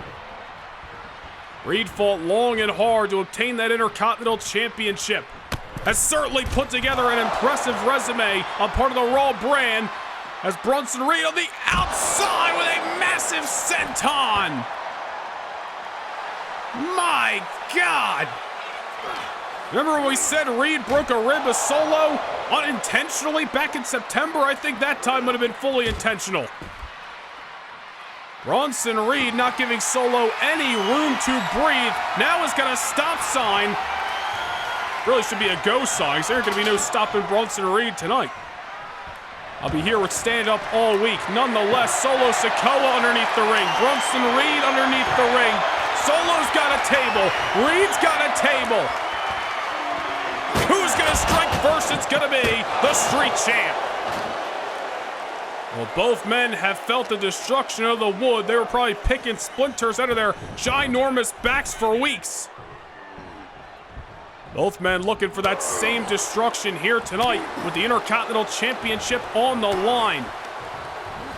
Solo Sikoa, who's been a part of the Monday Night Raw brand for just about 2 years now. Rod Zapata nearly getting crushed between these two heavyweights as Solo takes down Reed with a headbutt. As we're about to mention, Solo Sikoa has been a part of Monday Night Raw for just about 2 years at this point and has failed to capture any sort of championship gold. Bronson Reed, of course, found success in less than a year part of the Monday Night Raw brand. You gotta wonder if Solo Sikoa feels any sort of jealousy or envy towards the Big Aussie. Nonetheless, Solo Sikoa, as he just chucks that stop sign at the big man, he's got a chance to right all the wrongs of years past here tonight at WrestleMania. Solo Sikoa competing in his second WrestleMania. Bronson Reed his first. Gotta wonder if there's any nerves for the big man. As we talked about, speaking of Bronson Reed earlier today, he said he was going to take his time walking down the aisle, soak it in, everything that WrestleMania truly is, the extravaganza that has been brought to the center of Philadelphia tonight. And that bell sound he promised to unleash. And so far, outside of the last minute or so, Bronson Reed has been extremely aggressive, but Solo Sikoa is starting to beat the big man at his own game. Solo heading to the top. Samoan splash on Bronson Reed. Solo may not need the carnage of the street fight. Goes into the cover, and Bronson Reed gets the shoulder up. Now Solo with his hands on the stop sign, or at least he did. I don't know what the hell's going through the mind of that wild Samoan. And unfortunately, a Samoan splash did not do the trick just yet. I think we have seen Bronson Reed in some tough fights on Monday Night Raw over the last year. And Solo, who has been in the ring with the big man before, knows it's going to take a hell of a lot to keep down the Big Aussie. Bronson Reed may have survived that splash, but you can't say it didn't take anything out of him. Solo now with a kendo stick from underneath the ring. Somebody start playing Enter the Sandman. We're not too far from the 2300 arena as Solo Sikoa breaks that kendo stick over those tree trunk-like legs of Bronson Reed. A kendo stick in about 7 pieces here at ringside. Solo Sikoa just shattering it on the flesh of the Intercontinental Champion, who is struggling to find his footing. There he goes, using his feet to shove Solo Sikoa off of him momentarily. Reed, sense of urgency, delivers a suplex inside of the ring. Reed hitting the ropes, maybe. Nobody more agile when you look at men the size of Bronson Reed. Massive German follows it up. And out back with his hands on that stop sign. My goodness. Did you see that pitch? We need to get Bronson Reed across the street to Citizens Bank Park. Reed with his hands on that table. Solo Sikoa in hot pursuit. Reed able to avoid that stop sign again. Forget Citizens Bank Park. Bronson Reed chucking that stop sign at Solo Sikoa. He's giving Jalen Hurts a run for his money. Both tables brought inside the ring. Now Reed with a trash can. I'm sure he's looking to take out the trash and Solo Sikoa here tonight. Both of these men not even fighting at the current moment, just laying the groundwork for demolition. Reed setting up that table inside of the ring. Now he's got eyes on the other one. Solo Sikoa getting taken down by the wood. Bronson Reed obviously came to Philadelphia tonight with a game plan, and he's looking to institute it to perfection. Oh no, Reed, eyes locked on Solo, the street champ in trouble. What an Alabama slammer through the wood. And somehow Solo Sikoa still alive. The power, the strength, the intensity of Bronson Reed with that Alabama slam from the south all the way to Philadelphia, slamming Solo Sikoa through that table. But the matchup gonna progress, and Reed's got his eyes on the other table. Solo rolling to the outside, but in street fight rules, there's nowhere to run. Solo Sikoa trying to get some R&R. Big man's on his tail. Oh no, Solo Sikoa on the announce table. Solo put Reed through the announce table about 2 months ago on Monday Night Raw. Reed hasn't forgotten. Oh, wait a minute here, Solo off the reversal. Oh my goodness, the table didn't even budge off that DDT. Solo Sikoa trying to crack the cranium of the Intercontinental Champion. What did we say earlier? Reinforced the city of Philadelphia. Somebody must have reinforced the announce table. I don't know how that thing didn't shatter under the weight of these two heavyweights. Oh. Solo grabbing another kendo stick. Bronson Reed looking worse for wear. Up against the barricade. Now Solo just driving Reed right into it. Bronson Reed followed Solo Sikoa to the outside of this ring. It's been his own worst detriment ever since. What the hell is that? I believe Solo Sikoa has grabbed a barbed wire covered baseball bat. Well, we are in the land of extreme. This is Philadelphia, but at some point, aren't we crossing a line? Bronson Reed, dazed, confused, fatigue setting in as he's leaned up against the announce table. Solo plotting his next move. Bronson Reed looking absolutely worse for wear. Solo sent inside the ring. Distance finally created, and I think Reed has his eyes on the barbed wire baseball bat. Oh, right to the abdominal of Solo. Looking to hit a home run right across the street from Citibank. Bronson Reed going to the extreme here in Philly. Going for a powerbomb. No, my God. Solo countered. Reed sent through the table. Solo on top. Another Samoan splash. That's gotta do it. Somehow Bronson Reed still in this fight. This thing is absolutely breaking down here at WrestleMania. Reed sent through the table, the barbed wire bat, the trash can, the chaos between these two men, and now Solo hoping to tear apart the flesh of the Intercontinental Champion. I'm sure the ECW legends that have joined us throughout the weekend here in Philadelphia are grinning from ear to ear. Hall of Famers, course, watching from the backstage area as Reed now just chucks that bat at Solo. Oddly enough, that barbed wire is causing some kind of cushion. It's probably the only reason these two men aren't knocked out from the collision with that bat. But their flesh, within minutes of being torn apart as Reed comes face first with that trash can. Solo could be looking for the spike. Reed creates the distance. Reed avoiding disaster. He is seen what that spike has done in recent weeks on Raw to The Miz and R-Truth. Solo in the corner. Reed backing it up. Solo looking up at the skies of Philly. Reed could be looking for a WrestleMania-sized tsunami. Oh, Solo now's the one avoiding disaster. Again, the agility of Bronson Reed comes back into play. Solo off the jawbreaker, grabbing Reed by the throat again. Samoan spike. Disaster lands flush. Solo Sikoa has captured the Intercontinental Championship. Here is your winner and the new WWE Intercontinental Champion, Solo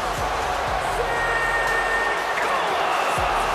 In the midst of a chaotic, hellacious, and extreme Philadelphia street fight, the street champ himself has finally captured gold on Monday Night Raw. And it couldn't have happened on a more spotlighted occasion. Here at WrestleMania, Solo is leaving as the new Intercontinental Champion. Well, from one piece of gold to another, we look towards what is SmackDown's headlining contest. The Women's World Championship is on the line coming up next as Elimination Chamber match winner Iyo Sky meets a woman she has a lot of history with in the champion Raquel Rodriguez.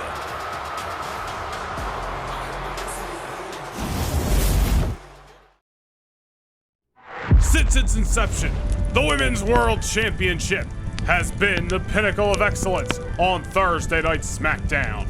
3 names have etched their legacy into its history.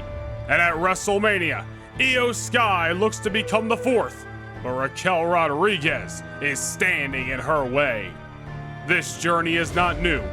Last June, Iyo Sky fought through 2 rounds of an unforgiving eliminator, earning her shot at Raquel Rodriguez at King of the Ring. It was a battle that helped define women's wrestling in 2024. Sky was moments away from victory, but on that night, Raquel proved to be the better woman. While Raquel moved on to new challengers, Iyo Sky found strength in numbers. Aligning with Asuka and a returning Kairi Sane, the Kabuki Warriors became a force on SmackDown. Tag Team Gold, main event wars, but through it all, one battle remained unfinished. Their paths continued to cross in the chaos of war games, in battles for supremacy. Destiny kept bringing them back to one another.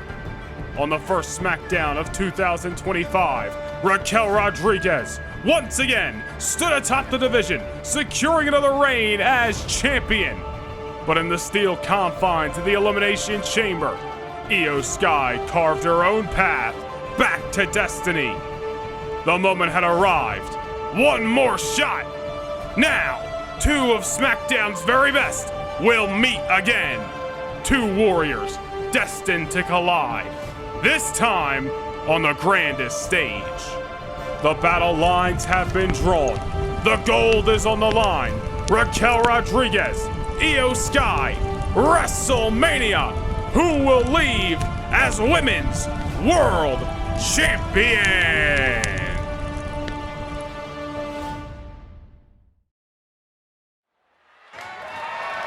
The following contest is scheduled for one fall and is for the WWE Women's World Championship. Certainly high stakes high reward here at WrestleMania. As the genius of the sky approaches the ring. Iyo Sky was there. Survivor Series 2023. The night the first Women's World Champion was crowned in Shayna Baszler. Iyo Sky watched inside of last year's Elimination Chamber as Raquel Rodriguez won the whole thing and catapulted herself to success not only last year at WrestleMania, but catapulted her to a career year in WWE. Hell, Iyo Sky, the runner-up in the Royal Rumble matchup back in January, constantly on the cusp of success, on the cusp of greatness, has been the genius of the sky. But this Kabuki Warrior representative finally finding her own name in the lights, winning the Elimination Chamber 4 weeks ago, and punching her golden ticket to right here tonight in Lincoln Financial Field.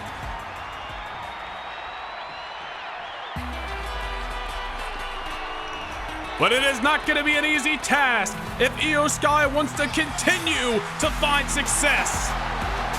Because standing in her way of greatness is a woman who has put her down before.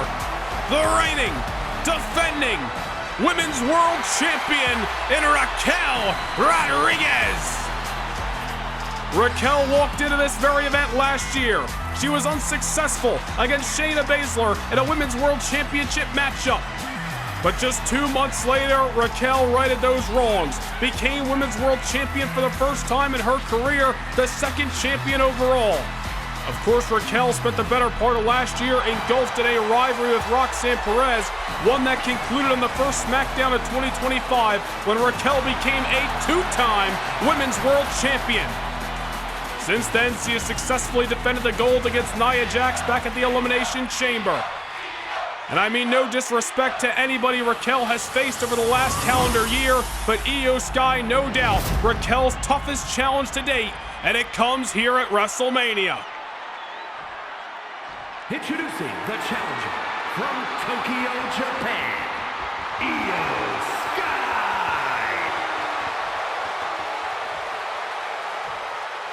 And her opponent from Rio Grande Valley, Texas, the WWE Women's World Champion, Raquel Rodriguez. From a challenger at last year's WrestleMania to a champion at this year's WrestleMania, is Raquel holding it, I should say handing over that championship for the last time in what is her second reign with the gold. Iyo Sky basking into the eye of what could be her future. Will Iyo Sky capture greatness tonight? Will she capture lightning in a bottle? Defeat Raquel Rodriguez, win the Women's World title? Or will Raquel's reign continue right here in Philadelphia? The bell has sounded, we will find out on the other side of the second. Iyo Sky very aggressive with the strikes. Iyo well-rounded inside of that ring, not only with the strikes, but of course the aerial offense. Where Raquel's gonna have Iyo beat is of course the strength and the power that she possesses inside of that ring. As you saw in the video package, no shortage of history between these two women. Both were on the opposite sides of War Games back in November at Survivor Series. Raquel on the winning side on that night, just as she was when she last faced Iyo Sky for the Women's World Championship last June at the King of the Ring event in New Orleans. Iyo Sky familiar with Raquel Rodriguez, but not familiar with victory over Raquel Rodriguez. Tonight, she looks for a different result against the reigning defending champion. Iyo Sky is going to have to lean on her aerial offense. Trying to hit and run, make sure Raquel cannot catch her, ground her, and use her power and prowess over the challenger as Iyo Sky with a ripcord knee hustles up into the pinfall. Only a one count that time. Going to take a lot more to keep down what has proven to be a resilient Raquel Rodriguez. Raquel knocked down several times last year, whether it was against the Kabuki Warriors, Roxanne Perez, other women on SmackDown, but Raquel has shown that even when she is down and out, she knows how to rise. She knows how to push forward, let adrenaline fuel her, and eventually gain the goal that she so desires. It's how she became a two-time Women's World Champion, and it's why she's back here on the grandest stage of them all for the second year in a row in the Women's World Championship matchup. Iyo Sky has been impressive, continuing to build momentum for herself. Not just at the Elimination Chamber, but you look at the singles victories for Iyo Sky over the last few months. Raquel Rodriguez power slam moments ago, and now has got Iyo in her grasp. As we were mentioning, Iyo Sky victories over Zoe Stark, Lyra Valkyria, Roxanne Perez just over the last 2 months on SmackDown. Of course, able to overcome what was a very dominant Liv Morgan in the final moments of the Elimination Chamber. Will all that momentum lead to a Women's World Championship matchup, or is Raquel about to step all over the dreams of Iyo Sky? Squashed her in the corner that time.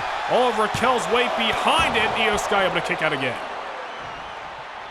We've said this a couple of times tonight already, but it's those early pinfalls where I think a lot of superstars know they're not going to get the victory, but want to try to mess with the psyche of their opponents. I think Raquel might have slipped up on the top rope. Just goes to show you that you cannot try to outmatch Iyo Sky in terms of aerial assault. Raquel does not need to rely on that. She does not need to mix up the offense and try to go high risk, high reward, or possibly no reward. That's Iyo Sky's game. Let her play it. And now Iyo, off of Raquel's misstep, back inside the ring with a missile drop kick, takes the champion off her feet.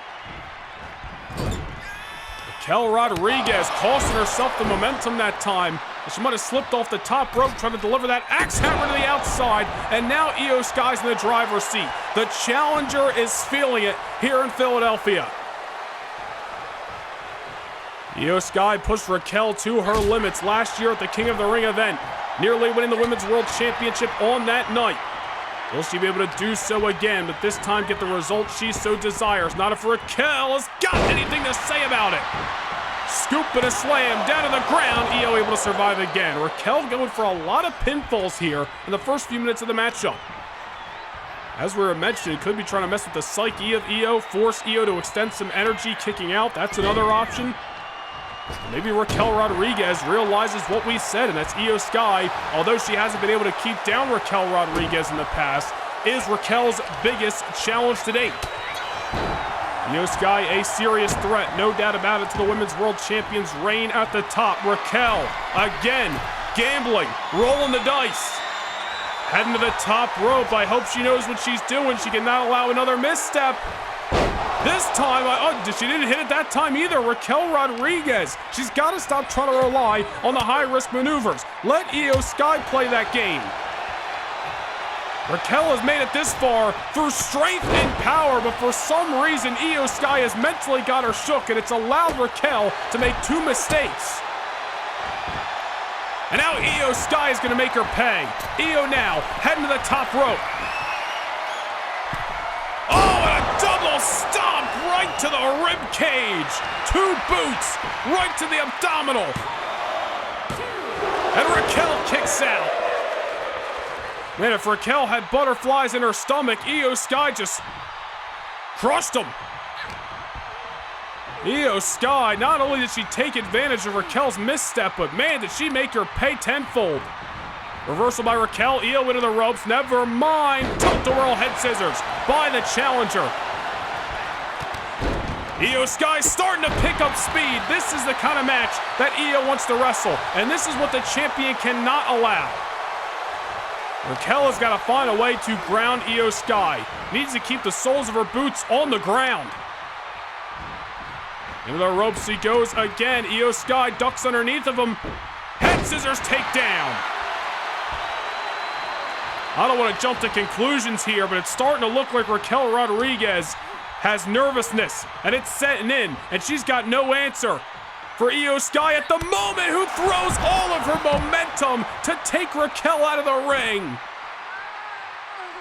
Well, Mick Foley once made a cactus clothesline famous in this city. Iyo Sky, I don't know what you want to call that. Something similar, and now an acai moonsault to the outside by the challenger. Raquel is down. Raquel may be out. Iyo Sky is feeling it. Back inside the ring, she can't win the title via countout. But what she can do is institute some more punishment. Suicide dive! Iyo has got absolutely no problem playing a daredevil that is born again here at WrestleMania. Raquel Rodriguez barely getting to her feet as Iyo Sky perched on top, and now a DDT from the heavens. Io's got the title won here. Jessica Cora to the cover, and Raquel, only a 1 count that time, ever defiant, is the champion. Raquel Rodriguez realizing that Iyo Sky is stacking the offense, and now you're seeing a sense of urgency out of the champion. Do or die, now or never. Raquel Rodriguez championship reign may be in jeopardy. Couple of strikes, splash into the corner. Raquel Rodriguez unable to get the 3 count. Raquel Rodriguez has kept down Iyo Sky in the past. She's got to remember that. She's got to have the confidence over the challenger. Cannot allow that rally from Iyo Sky to mess with her psyche. This is what Raquel's got to do. Pick her up, slam her right back down, rinse and repeat. Raquel Rodriguez makes any more high-risk attempts, it may be absolute game over for her title reign. Well, just as we say that, Raquel scaling at least to the middle rope that time, and that time gets her wish. Powerful axe hammer to the head. And it gets the 2 count. You see Iyo Sky, ever enthusiastic on the kick out, may have been knocked at least for a moment. But I saw this matchup flash before her very eyes, and now Raquel Rodriguez showcasing her strength. Triple backbreakers trying to crack Iyo Sky in half. Iyo rolling to the outside. Raquel hot on her tail, not looking to allow Iyo to recover. Iyo Sky may have been neutralized. High risk was working out for Iyo, but Raquel has found a new life in this Women's World Championship match. Iyo Sky now set to the corner. Raquel again crushing her challenger's hopes and dreams. Off the splash, ragdoll Iyo. This is exactly what Raquel's got to do. This is what I don't recommend. But Raquel, ever defiant, heading to the top, and the splash does indeed work out. Rolling the dice, and although it connected, and I'm sure took a hell of a lot out of Iyo Sky, Sky's will to be champion pushes her forward. Raquel with her eyes locked. Iyo with a shot to the abdominal, the one that she crushed with that double stomp earlier on, unloading with a series of strikes, lefts, rights, and kicks, and an enziguri for Raquel's troubles. Just when you think Raquel's down and out, or I should say Iyo's down and out, here she comes to rise. Bullet train attack in the corner. Raquel down. Iyo Sky now hustles up into the pinfall. And Raquel kicks out again. Iyo Sky wise to go for the cover off the series of strikes, followed it up with the double knees, aka the bullet train attack. Raquel Rodriguez into the corner. Iyo Sky's wheels are a-spinning. Able to muscle up Raquel Rodriguez to the top. Somewhere Iyo Sky is extremely comfortable, but there's Raquel. Stiff elbow shot, not giving Iyo the satisfactory of whatever she so desired. Into the ropes she goes, going for yet another tilt-a-whirl to slam. And again, Iyo Sky kicking out. You're gonna need more than 2 hands to count the near falls in this contest. Raquel Rodriguez cut Iyo Sky off, and now tilt-a-whirl, around and around we go. Raquel Rodriguez may be racking her brain at the moment as to what she's got to do to keep Iyo Sky down. Into the corner she goes, was looking for another splash it seemed. Iyo Sky had her beat, go for a blockbuster. Raquel just moved over to the left. Massive sidestep that works out in Raquel's favor. A great attempt by Iyo. She had her in position at least for a moment, but Raquel with enough time to scout it. Maneuvers like that is why Raquel is the champion today. And now, out of the corner, she's looking to come with that corkscrew body splash to retain the title.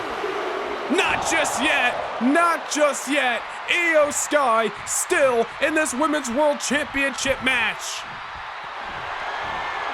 Raquel looking to keep her foot on the gas. Iyo Sky's in trouble, going for a WrestleMania-sized Tahana Bomb. No! Iyo Sky pops the shoulder at the last second. Oh my goodness, Raquel Rodriguez from the top. My God, what a match for the Women's World Championship at the show of shows, WrestleMania. The Tahana Bomb doesn't do it. A splash from the heavens. A last-ditch effort by Raquel. And now on the outside, doing all she can to wear down a game challenger in Iyo Sky. Obviously, Raquel with champion's advantage on the outside, not saying she's looking to utilize it. Iyo Sky enough wherewithal to create some distance. All able to chop Raquel down to size and connects with a boot to the face.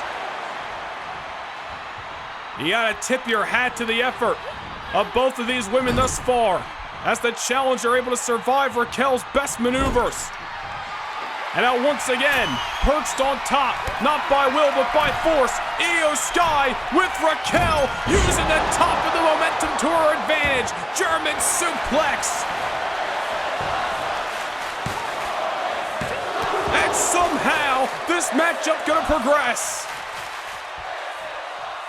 Raquel Rodriguez nearly seeing her title reign flash before her eyes off the German for the top. Both women going for boots. Nobody gets the landing they wanted. Into the ropes goes Iyo. Raquel wanted the elbow. Iyo able to sidestep. Plants her with a DDT. Now you see both of these women extremely fatigued. Iyo Sky slow to capitalize here, and that slight hesitation giving Raquel a chance to catch her breath. Springboard elbow.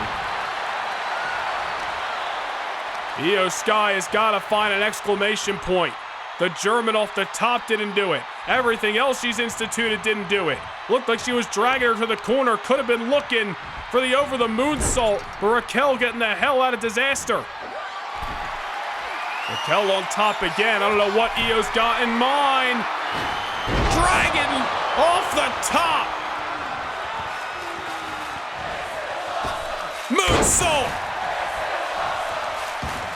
Raquel in the drop zone. The prime target. Sky on top. Over the moonsault. The arm drag. The over the moonsault. But the combination of maneuvers does not do it. Raquel kicks out. Iyo back to the top. She realizes the champion is hurt. Maybe a little bit more. A second over the moonsault by the genius of the sky. Iyo Sky captures championship gold. And for the second year in a row, Raquel Rodriguez is unable to get the job done. When the spotlight's on her, when the women's world title's on the line, here on the grandest stage of them all, Iyo Sky proving that Raquel met her match. Here is your winner, and the new WWE Women's World Champion, Iyo Sky. The arm drag off the top, the moonsault off the bottom rope, and then stacking two over the moonsaults off the top. The combination of maneuvers, the effort, the tenacity of the #1 contender, now turned champion, Iyo Sky, proves that Raquel Rodriguez has met her match here at WrestleMania. And the genius of the sky is leaving Philadelphia as the brand new Women's World Champion.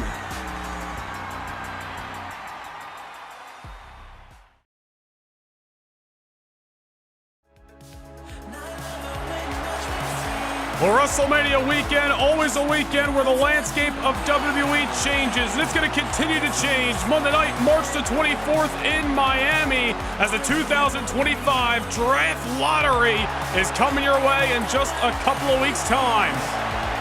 But coming up next here in Philadelphia, it is all on the line. The career-threatening match as John Cena puts his 20-plus year career at stake as he meets the ring general Gunther. They clash for the first time ever one-on-one, and it's right here at WrestleMania in Philadelphia, live up next.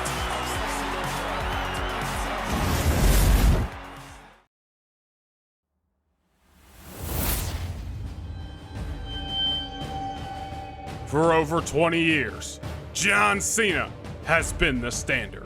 A 16-time world champion, the franchise, the greatest of all time. But now, his career stands on the edge of oblivion. It was Gunther who drew the battle lines.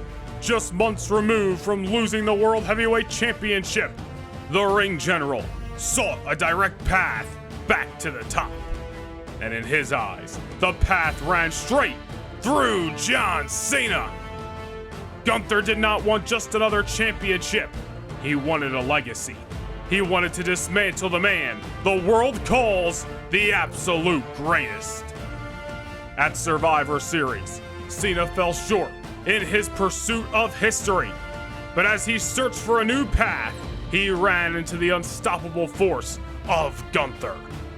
Gunther made sure Cena's road to redemption ended in disaster, and with every setback, something inside Cena reignited. A fire the world hadn't seen in years. Cena waged war. Imperium fell, but Gunther remained. At the Royal Rumble, Cena finally struck back, but for Gunther, it was never about a single battle. Both men clawed for one last shot at WrestleMania Gold, and at Elimination Chamber, both men watched their dreams slip away. For Gunther, that was the final straw. If he couldn't fight for gold at WrestleMania, he would fight for the next best thing. He would take away John Cena's Hall of Fame legendary career. Cena did not hesitate. He has chased one goal, a record-breaking 17th world title reign. But in his own words, if I can't beat Gunther, then I have no business chasing it. Everything is on the line. For the first time ever, John Cena versus Gunther. One man fights to cement his legacy. The other fights to erase it. At a WrestleMania, in a career-threatening match, will this be John Cena's final stand? Or will the franchise player prove that his time is far from up? Gunther, Cena, WrestleMania, the battle for immortality begins now.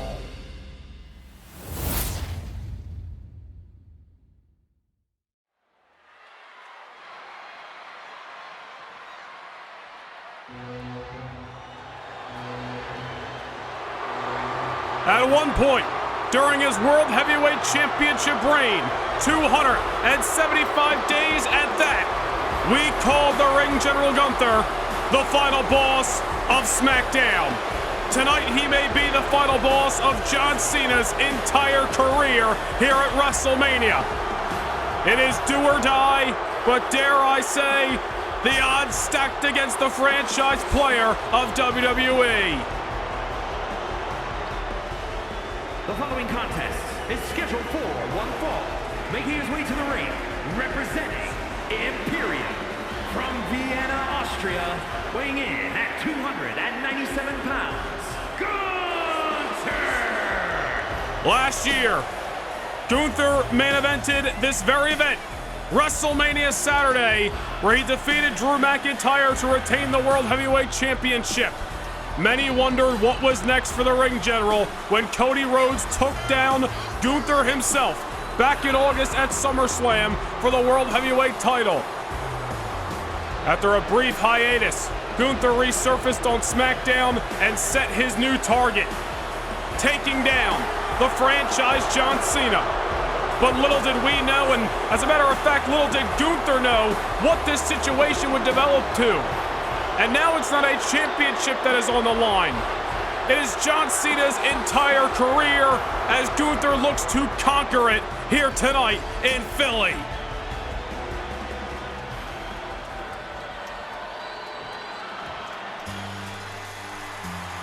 And for maybe the last time at WrestleMania, the franchise is in the house.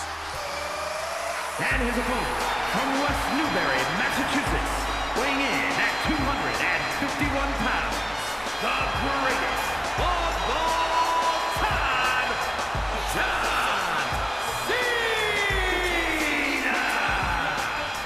It is that tagline, that nickname, that introduction, the greatest of all time, referred to for John Cena, that set the spark inside Gunther.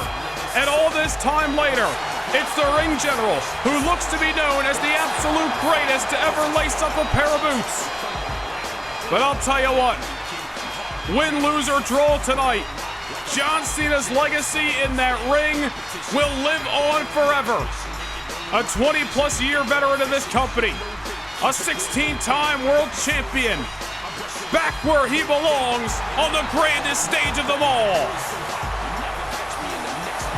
It is a big fight feel in Philly. And nobody knows big fights quite like Big Match John. But even John Cena has got to feel the pressure of the moment. With his career on the line against one of the most dominating superstars in WWE history, it's all or nothing as Gunther meets Cena for the first time ever one-on-one. And here we go, the bell has sounded. They have met in triple threats, fatal four-ways, six-man tag, and of course the Royal Rumble matchup, but never one-on-one. Their paths have crossed, but tonight, the most important yet. Saw a couple of weeks ago on SmackDown and John Cena's home soil in Boston, donning the Doctor of Thugonomics getup, taking on Ludwig Kaiser in that Boston street fight. John Cena threw down that night. Will he be able to throw down and channel that Boston street style here in Philly? Will that be what keeps down the ring general? You see Gunther just looking to set the precedent, looking to get into the mind, the psyche of John Cena, just tossing him out of the ring, looking to be the aggressor in the early moments. Gunther, I'm sure, would love an absolute destruction of John Cena here tonight on the greatest night of the year. Certainly would be a statement if the ring general can waltz his way to victory tonight and end John Cena's career as he knows it. John Cena running down the aisle moments ago for what very well may be the last time. Imagine how heartbreaking it could be if this night ends with John Cena's career no longer intact. That is what Gunther is in search of. If he couldn't compete for the World Heavyweight title, he was coming for John Cena's legacy. But John Cena is going to ensure that Gunther does not take it without a fight. Dropping Gunther on the apron, and out back inside the ring we go. John Cena gonna look for an emphatic victory over a man who has only been pinned twice since joining SmackDown 3 years ago. Cody Rhodes, the only man who's been able to keep down Gunther in there, or I should say 2 out of their 3 outings, happening at the last 2 SummerSlam events. Of course, Gunther, every time we've seen him since losing that World Championship, more times than not, he has been victorious. And if he hasn't been victorious, he hasn't been the one taking the pinfall. Gunther's record in singles matches remains almost unblemished. And he's looking for the biggest feather in the cap he could possibly ask for tonight at Lincoln Financial Field by defeating John Cena. Gunther drew the line in the sand back at the season premiere edition of SmackDown in October. And it has led us to this. Well, John Cena not afraid to throw hands with anybody. But neither is Gunther. Gunther, one of the hardest hitters in the WWE locker room. John Cena, one of the toughest of all time. It's certainly a dream match, no doubt about it. These two individuals squaring off as Cena off the ropes. Springboard stunner takes Gunther off his feet. And now Cena into the ropes, dropping that immortal leg on the ring general. Looking for the victory here at WrestleMania. Gunther gets the shoulder up. John Cena has had so much success at this event over the years. Wait a minute, hold that thought. Gunther looking to take away the career of John, not just yet. John Cena has main evented WrestleMania. He has won championships at this very event. His first WrestleMania, WrestleMania 2004, he won the United States Championship. You look at the ring general, Gunther, competing in his third WrestleMania tonight. The last two, he has been nothing short of a success. Defeated Bobby Lashley 2 years ago to win the United States Championship. Last year, as we mentioned, defeating Drew McIntyre in the main event to retain the World Heavyweight title. Once again, Gunther is back at the dance. Dare I say, one of the biggest matches of his career, as well as he unloads on the chest of John Cena with those signature strikes. Gunther has a chance to cement his legacy in stone tonight, taking away John Cena's career. Just another feather in the cap of the ring general's career, one that he has been a World Heavyweight Champion for 275 days, a former United States Champion as well, once held the NXT United Kingdom Championship for over 800 days. Unprecedented, the things that the ring general has accomplished in a WWE ring. Notice how Gunther has just started to take over here. This is the pace that Gunther wants to wrestle. A little bit slower, a little bit methodical. John Cena not looking to allow it. Half Nelson rises Gunther off the canvas, drops with a neck breaker. We've seen Cena add a couple of new wrinkles to his arsenal since his return back in October. What we originally thought was all in preparation of possibly a 17th world title run. But maybe some of those new maneuvers are what are going to save his career tonight off a Dominator-like press, but Gunther kicks out. Ever impressive is John Cena, even at this stage in his career, but there's Gunther off the reversal. Gunther has withstanded so much punishment and has shown throughout his career he is a near impossible figure to keep down. Only 2 pinfall losses since joining SmackDown in 2022, and now with a crossface on Cena, far away from the ropes. Could you imagine the humiliation if John Cena is forced to give up off a submission hold and his career ends like that? Cena able to power out of it. Pulls the rug out from underneath Gunther's feet, going for the pinfall here. Gunther bringing this thing to the mat. The one where he finds is sacred. Cena now into a pinfall. Gunther out. Referee Chad Patton getting his choreo in for this matchup. Both men missing wildly off the clotheslines. Cena now. Oh my goodness, look at this. Taking Gunther over. What a float over. John Cena will not have his career end without a fight of a lifetime here on the grandest stage of them all. Gunther perched on top. Cena looking to meet him up there. This is dangerous for both individuals. Frankensteiner by the franchise player. And now, Cena to the ropes. A little 5-knuckle shuffle to defeat the ring general. Not just yet. An epic combination by Cena, the Frankensteiner, into the 5-knuckle shuffle. It had to take something out of Gunther, but unfortunately for Cena, the ring general still got a pulse. Oh no, Gunther grabbing a hold and clotheslining Cena's head off his shoulders and into the 5th row. And Cena's still alive. And whoever wins this matchup is gonna earn it. Even if it is Gunther taking away John Cena's career, it is not gonna come without John Cena leaving every last breath inside of that ring tonight. Just as we say that, Cena gets knocked to the outside of the ring by Gunther.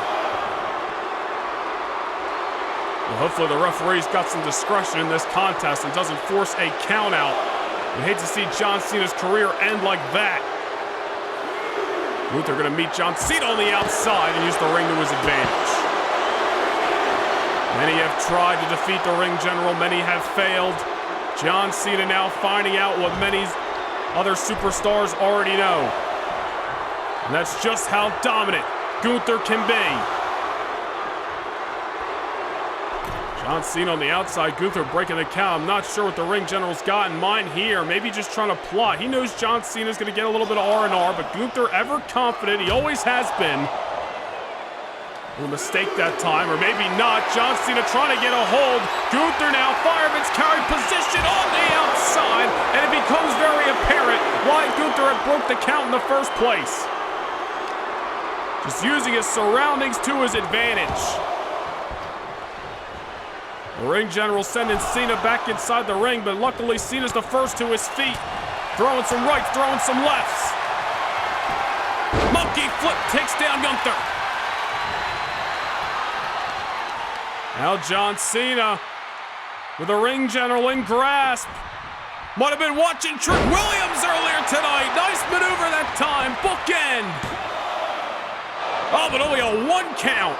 Gunther, a statement-making kick-out saying, John Cena, you are nowhere near done with me just yet. The ring general sent to the corner and now perched on top, not by will but by force of the franchise player. And a running power slam by Cena reminds me of the days of the Animal Batista into the cover, but again the ring general is still alive. I'll tell you, John Cena finding out again, as we mentioned, what many superstars already know, and that's that Gunther is just a different beast. Powerbomb! Cena kicks out. Cena's career lives on just a little longer. Cena has felt that powerbomb as recently as this past Monday night on Raw. John Cena taken to the outside, much to the chagrin of this Philadelphia audience, but Gunther has taken dominance over this contest. Now starting to unload the closed fist. Gunther will not leave any stone unturned. Will let John Cena's career ending be a message to everybody who stands across from the ring general for years to come. Gunther matching Cena with a leg drop of his own. We saw that from Cena inside the ring earlier on. Now back inside the ring we go. I got a feeling Gunther wants to ensure this matchup gets done between the ropes. He gets that pinfall or submission and leaves no questions to be asked that John Cena's career ended by his own hands. A chop. Gunther going to the top. An ever scary sight as he comes off to splash on Cena. We've seen it before, but it never gets any less satisfying. Gunther, destructive as all hell, now sends Cena to the corner. John is in trouble. Oh no. Wait a minute. We've seen this before. Cena's career is gonna be over after this avalanche powerbomb. That's it. No! Cena's still alive. Cena's still alive. The avalanche powerbomb has put to bed so many superstars. Last year at WrestleMania, it defeated Drew McIntyre. But John Cena, his 20-plus year career is on the line, and he has to fight. He's got no other choice. There is not an option to live to fight another day. It is now or never. Cena, ever emphatic, slap to the face. Attitude adjustment. He's got to crawl, but Cena, tired, fatigued, running on E. Gets into the cover. Referee Chad Patton coming in the clutch. Gunther kicks out. Remember what I said earlier about referee discretion? I got a feeling Gunther, if you look at the replay, his feet might have been underneath the ropes. Referee Chad Patton counted it anyway. Gunther still kicked out. Cena's going up. High risk, high reward. But he can't leave anything on the table. Gets caught. Power bomb at ringside. Cena looked to be going for that leg drop from the heavens. He hasn't hit it in years. Gunther had it scouted. He has done his homework on the franchise player. Gunther survived the attitude adjustment. And by hook or by crook, this match progresses. That might have been all Cena had. He survived the avalanche. He hit the AA. But Gunther's still moving. An absolute freak of nature is the ring general. Oh my goodness. The disrespect. Cena gonna match the energy. Takes down Gunther with a clothesline. Does Cena have one more effort? Gunther now crawled to the corner for safety, but Cena's gonna make him regret it. Oh, could be looking for a German suplex of his own.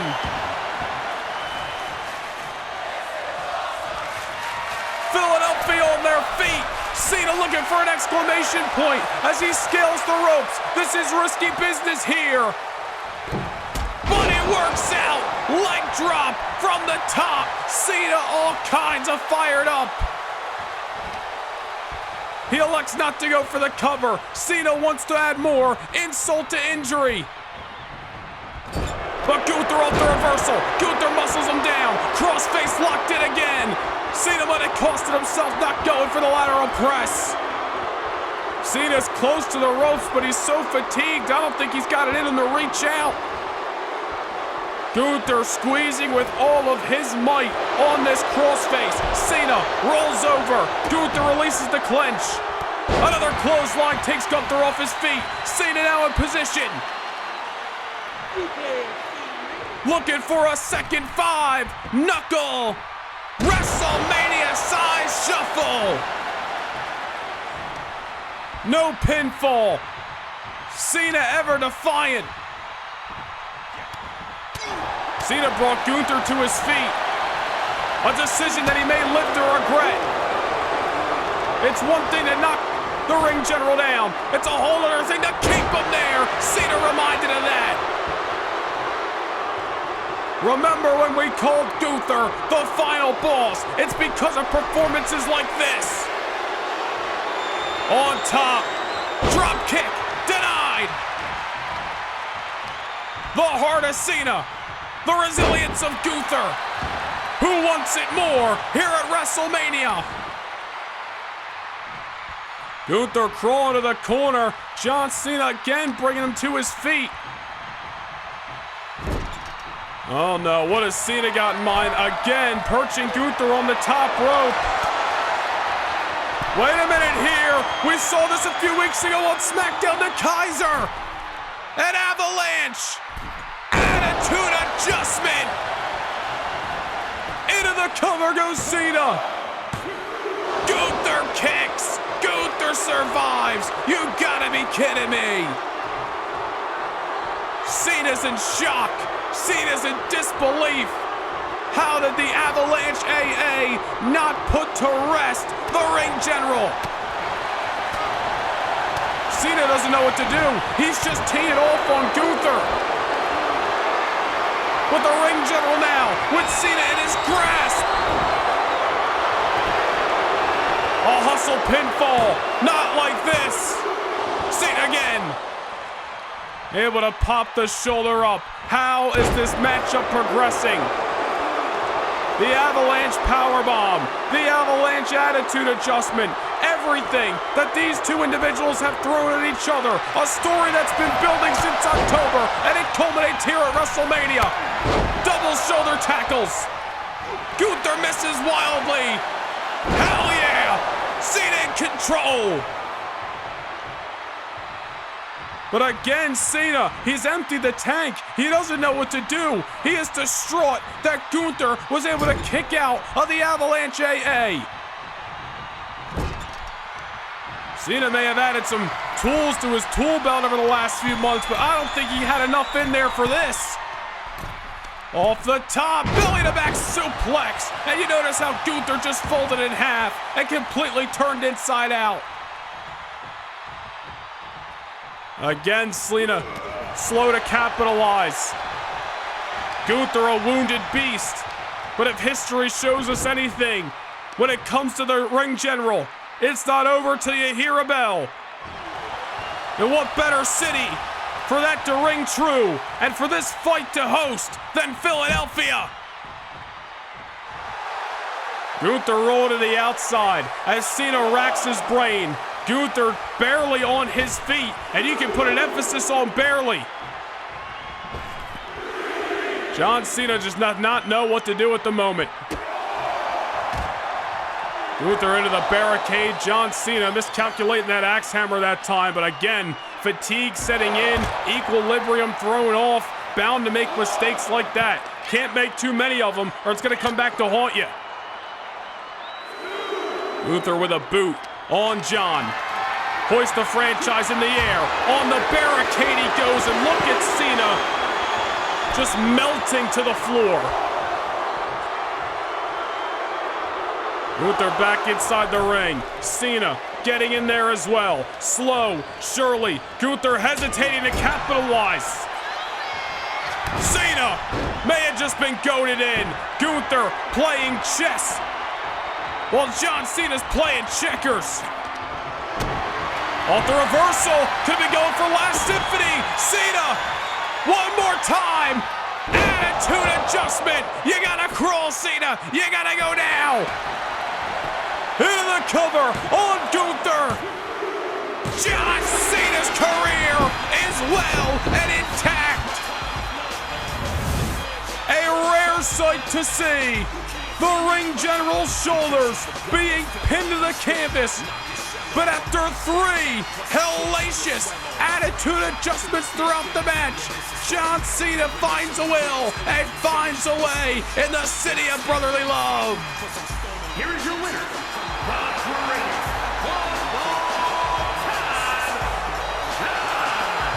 Cena!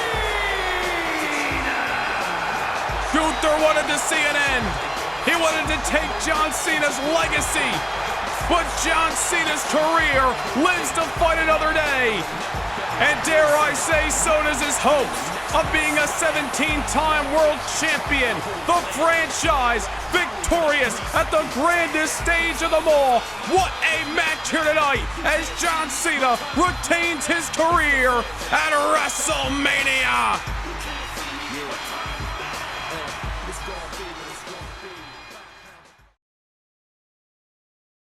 Can't get enough Universe mode? Well, now is your chance to secure a backstage pass to more Universe than ever before.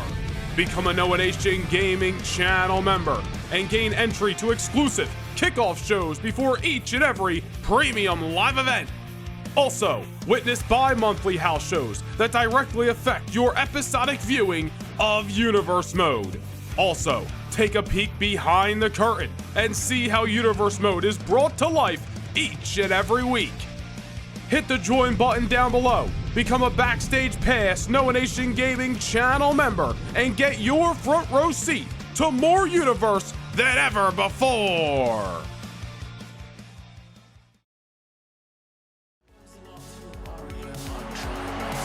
Over 60,000 members of the WWE Universe enjoying what has been an incredible night here in Lincoln Financial Field for WrestleMania Saturday.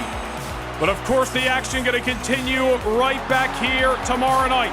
It all begins on the WrestleMania Sunday kickoff show for Noah Nation Gaming channel members. The inaugural Women's United States Champion will be crowned as Kairi Sane takes on Nia Jax. An unpredictable contest. Become a channel member today and witness history tomorrow night. We get into the main show where the phenomenal AJ Styles is set for a battle against the Harbinger of Doom, Karrion Kross.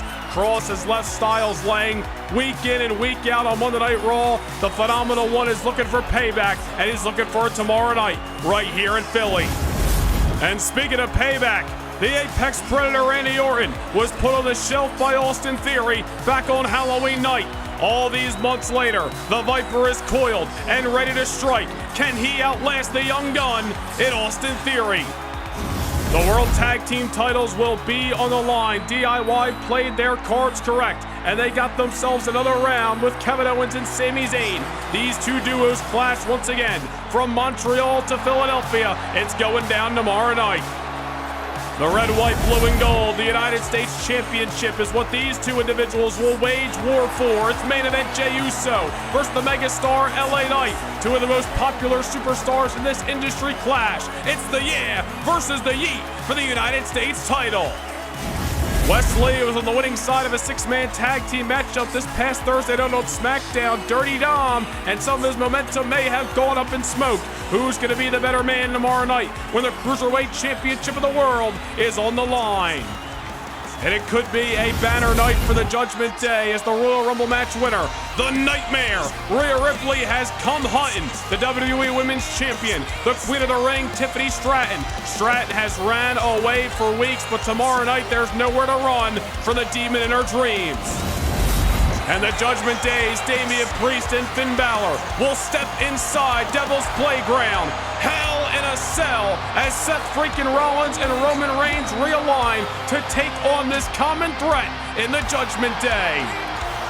And main eventing tomorrow night, the undisputed WWE Championship is on the line as Elimination Chamber match winner CM Punk finally gets back in the ring with the badass Braun Breaker, a matchup that has been brewing since the month of December.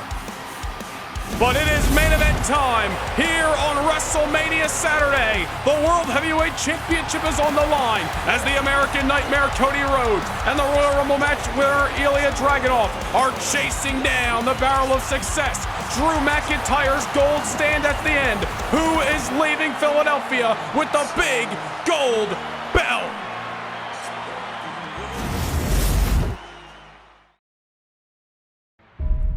For some, WrestleMania is the culmination of dreams.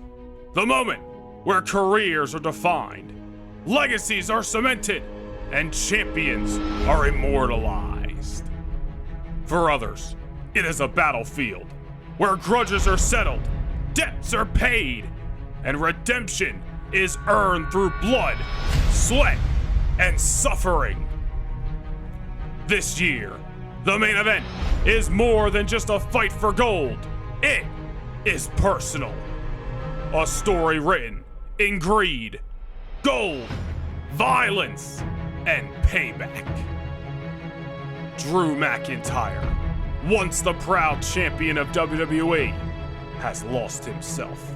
No longer a man of honor, no longer the hero he once claimed to be. Now, he walks a destructive path, fueled by vengeance, paranoia, and an unquenchable thirst for gold. Ilja Dragunov, a warrior whose fire never dies, a man who welcomes pain, who thrives in the face of agony. There is no suffering that McIntyre can inflict that Ilja already hasn't endured himself. Knocked down, beaten, left for dead, but every time, the Mad Dragon rises again. And at WrestleMania, he fights not just for championship gold, but for vengeance. Then, there's Cody Rhodes, the American Nightmare, a man synonymous with defying the odds. From king to champion to a fallen soldier. His dreams crushed, his livelihood nearly taken. But Cody Rhodes is not a man who stays down for long. He fights with honor, he fights with pride, but when pushed to the edge, he will do whatever it takes to destroy those who stand in his way. And now, the man who nearly ended his career stands in his path once again. 3 men, 1 goal. They have won battles, but WrestleMania is the ultimate war. Can Ilja Dragunov finally exorcise the demons of his past? Will Cody Rhodes deliver the ultimate punishment to the man who caused him so much pain? Or does Drew McIntyre conquer these ghosts silencing the doubters and walking out as champion once more. At WrestleMania, 3 warriors collide, every man for himself.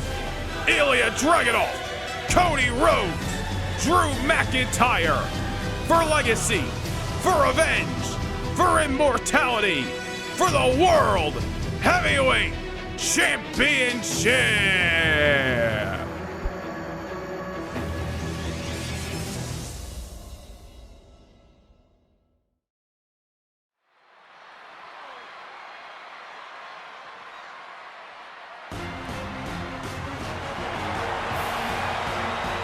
An ovation in Philadelphia for one man, the Man Dragon, the Czar, the 2025 Royal Rumble match winner, Ilja Dragunov.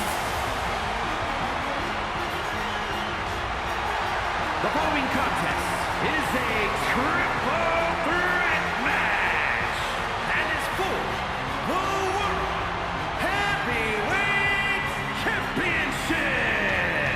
Introducing the challenger from Moscow, Russia, weighing in at 187 pounds, Ilja Dragunov. Philadelphia, a city that personifies getting knocked down only to get back up again. Something that suits Ilja Dragunov's journey to WrestleMania. It is only fitting that the Man Dragon is right here in this city tonight, ready for the war of a lifetime, a triple threat match, a battle against the American Nightmare Cody Rhodes and the Scottish Warrior Drew McIntyre. We have said it before, we'll say it again. Triple threat matches are not for the weak in heart. They are a dangerous battlefield, and only the strongest will survive, and only the right man will leave WrestleMania as the one true World Heavyweight Champion.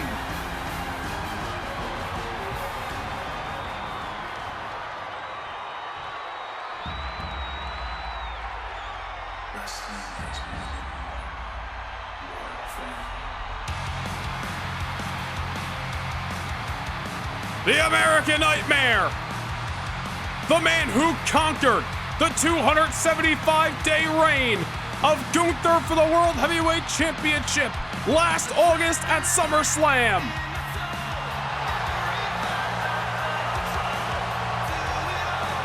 After losing the championship at the Royal Rumble, Cody Rhodes has come back, gold hunting and looking for his pound of flesh against Drew McIntyre.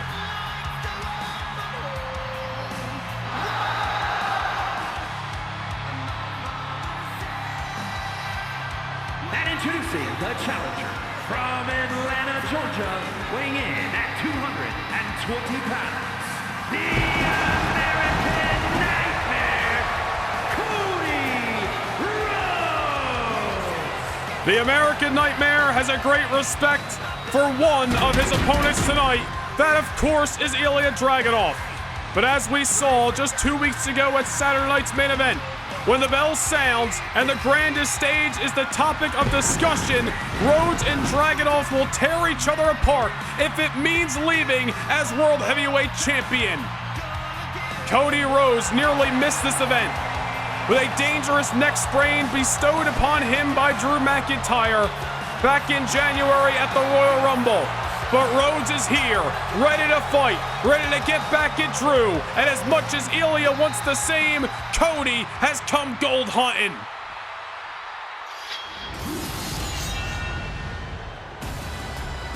And walking in to his third straight WrestleMania main event for the World Heavyweight Championship, the most dangerous version of the Scottish Warrior this industry has ever seen.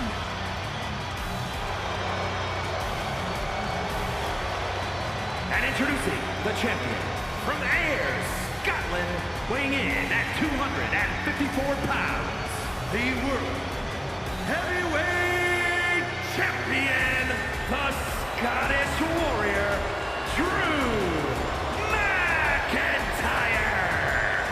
There is a reason we call this the most dangerous version of Drew McIntyre. And a lot of that has to do with the beatings that he bestowed upon Ilja Dragunov and Cody Rhodes over the last year. He left broken bones of Ilja Dragunov in London, buckets of blood of Cody Rhodes in New York City, and a pile of bodies along the way. McIntyre's road to becoming World Heavyweight Champion required him to slip into a slow yet convincing madness. And although Drew McIntyre is more dangerous than ever, he's more disgraceful than ever, and he showed at the Royal Rumble that there are no lengths that he will not travel to leave that ring with what he holds most near and dear to his heart, and that's the gold, the World Heavyweight Championship that he once again competes for at this very event. He has split the difference over the last 2 years in terms of victory and defeat. McIntyre walks in the defending champion, but will he leave with that gold? A story that has been written chapter by chapter since last year's WrestleMania, since McIntyre failed to win back the World Heavyweight Championship in last year's main event. But this year, it is his name that is on the gold.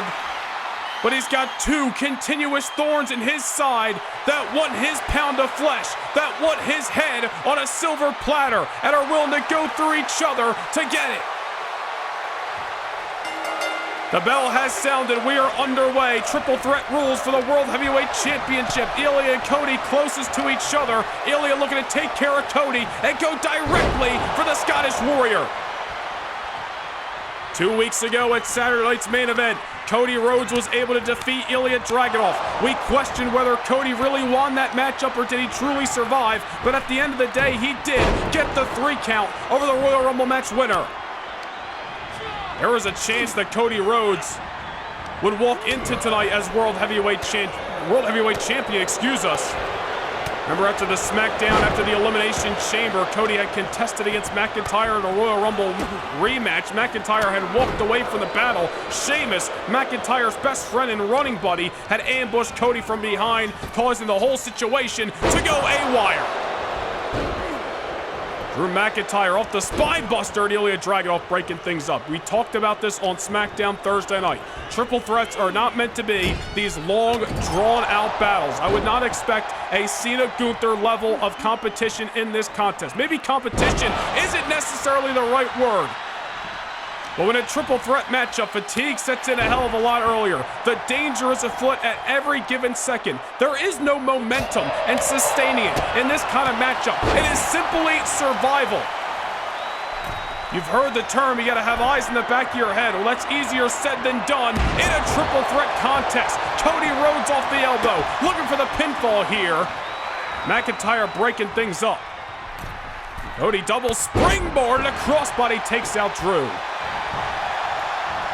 Somebody's been busted wide open. Oh man, Ilja Dragunov has been busted open, ladies and gentlemen. We're less than 2 minutes into this matchup. I don't know when that occurred. But Cody Rhodes, I should say Ilja Dragunov, has drawn first blood. This is what we're talking about in terms of fatigue. Being a cardio machine like Cody Rhodes, being able to endure punishment like Ilja Dragunov can, it just means something different in this kind of matchup. As McIntyre, beautiful reversal that time, whether you like him or not. McIntyre has left both of these men laying in pools of their own blood over and over again. Remember the events of Survivor Series in November, similar to what happened to Cody at the Royal Rumble. Both Ilja and Drew want to defeat Drew McIntyre and take away the world title just as much as they want air in their lungs. But Drew McIntyre hell-bent on making sure he finally eliminates these 2 continuous thorns in his side once and for all here at WrestleMania. Ilja Dragunov again, who has drawn first blood. That is not going to go well as we get into the minutes of this matchup. Ilja, a man who is known for surviving pain and punishment, for not being intense, but simply being the definition of intensity. Ilja's got his work cut out for him tonight as McIntyre just levels the Mad Dragon. Cody Rhodes with his overhead shot to Drew and takes down Dragunov as well. Ilja Dragunov went wire to wire in the Royal Rumble matchup to earn this opportunity. Cody Rhodes, who lost the title to McIntyre at the Royal Rumble and was screwed out of his rematch, hence why he was added, and this is a triple threat contest here tonight. McIntyre clubbing blows to the already open wound of the Czar. Ilja Dragunov at the last 2 WrestleManias has walked away with championship gold. Last year as the Cruiserweight champion, 2 years ago the Intercontinental champion. Here he is again fighting for gold in the main event in Philadelphia. Cody Rhodes trying to bring in a steel chair, and Dragunov just paced him up Rocky style. And now, sleeper hold on Drew McIntyre.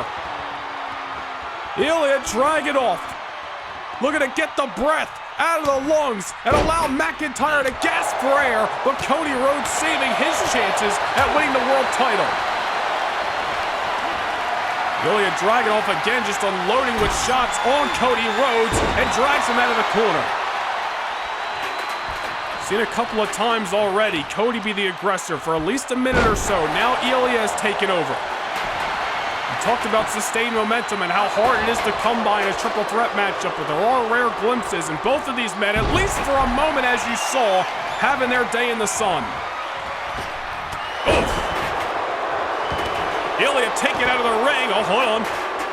Ilja Dragunov skinning the cat. Drew McIntyre unpleased with that outcome. Cody thought McIntyre was still there. Nobody home on the disaster kick, but McIntyre sidestepped and walked right into a torpedo Moscow. That might have been all she wrote had it not been for Cody Rhodes, who levels Dragunov with a vertebraker. Competition up the highest in this triple threat matchup. Cody, rights, lefts. Oh my goodness. Desperation, a second vertebraker. McIntyre looking for the Glasgow kiss, didn't get all of it, but he does muscle Cody down, and now hustles up into a pin. Ilja Dragunov trying to get to his feet as Cody survives. Ilja's going to need more than some ice on that back later tonight. He's going to need a chiropractor. Dragunov with that steel chair that Cody Rhodes brought into the ring earlier and whiffs it all over the body of Cody. Ilja sees opportunity into the pinfall. McIntyre hustles up, but Cody able to kick out anyway. Oh, I just got a quick glimpse, but I believe Cody has also been cut open after that steel chair attempt. McIntyre catches the chair. Cody Rhodes extremely familiar with the scent of steel after what happened at the Royal Rumble and all the attacks by Drew, and here we are again. It's as if history is repeating itself. How many times have we seen McIntyre using a steel chair on the flesh of Ilja and Cody on SmackDown every Thursday night? My God! These men gotta feel like they've already been through a 30-minute car wreck here in WrestleMania. And if you don't believe me, just look at the flesh of Cody and Ilja. Wait a minute, crossroad on the chair. Cody's not done, making a nose. He's going for the hat trick. Cody Rhodes strikes while the iron's hot, but Ilja Dragunov, the X factor in that case scenario, ensuring that there won't be a 3 count. Cody Rhodes said, if I'm going down swinging, if I'm going to hell tonight, I'm taking Drew McIntyre with me. The triple crossroads you had to believe would have done it if it weren't for Ilja Dragunov. Meanwhile, Drew McIntyre now in the corner with a Claymore on Cody. And again, Ilja Dragunov breaking things up. All you gotta do is read the body language and look at the crimson mask that is on Dragunov and Cody to show how brutal this triple threat match has already been. Drew McIntyre probably saw the World Championship reign flash before his eyes off that 3 count. Dragunov saving the day. It's saving at least his chances and McIntyre's at leaving here as World Heavyweight Champion. Now Drew putting that chair into the corner. Cody Rhodes is bleeding more than Ilja, I'll tell you that for sure. There is a stain of blood. This is getting eerily similar to the Royal Rumble in January. Oh no. Go! Go! First Ilja sent to the chair. McIntyre, a power bomb to a lifeless American Nightmare. And now McIntyre into the cover. But again, Ilja Dragunov on the soles of his boots. On Bazik bar, written across the tights of Ilja Dragunov. Here, let me explain it for you. It means Ilja will not die. We are seeing that firsthand. Cody now with a sealed chair. Threw that one into the end zone here at the link. Drew able to kick out. And this canvas really tells the story of this bitter rivalry between all of these individuals. Written in blood, all about the gold. McIntyre's descent into madness is what caused this all tonight. Is what caused him to tee off on Ilja Dragunov last summer. It's what caused him to chase down Cody Rhodes for months. And it is what caused the American Nightmare and the Mad Dragon to come hunting week in and week out until it ultimately led to tonight in Philadelphia.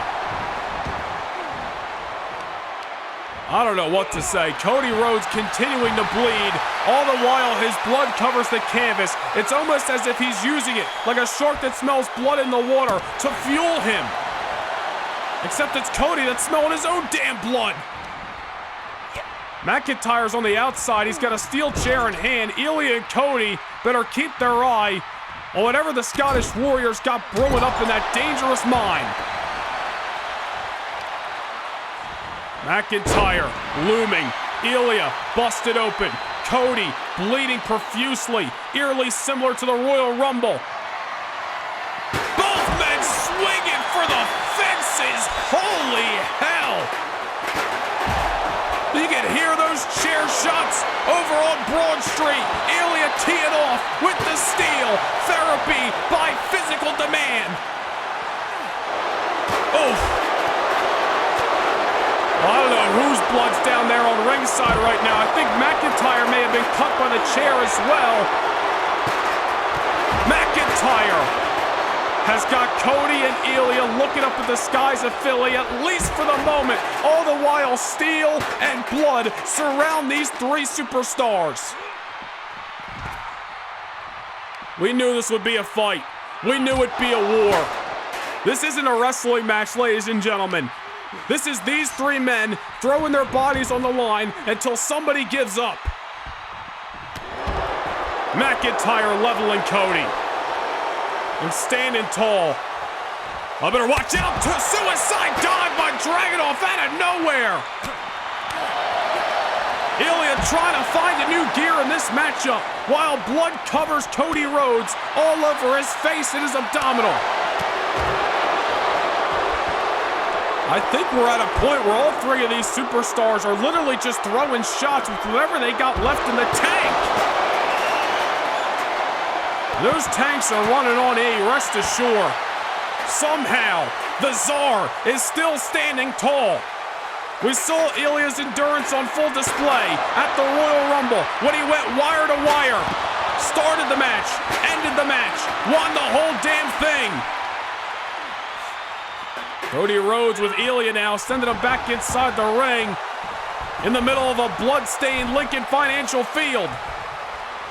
Ilja Dragunov putting the brakes on the American Nightmare. Cody Rhodes has got to feel like he's been through Demolition Derby! Torpedo Moscow to Drew McIntyre! Into the cover!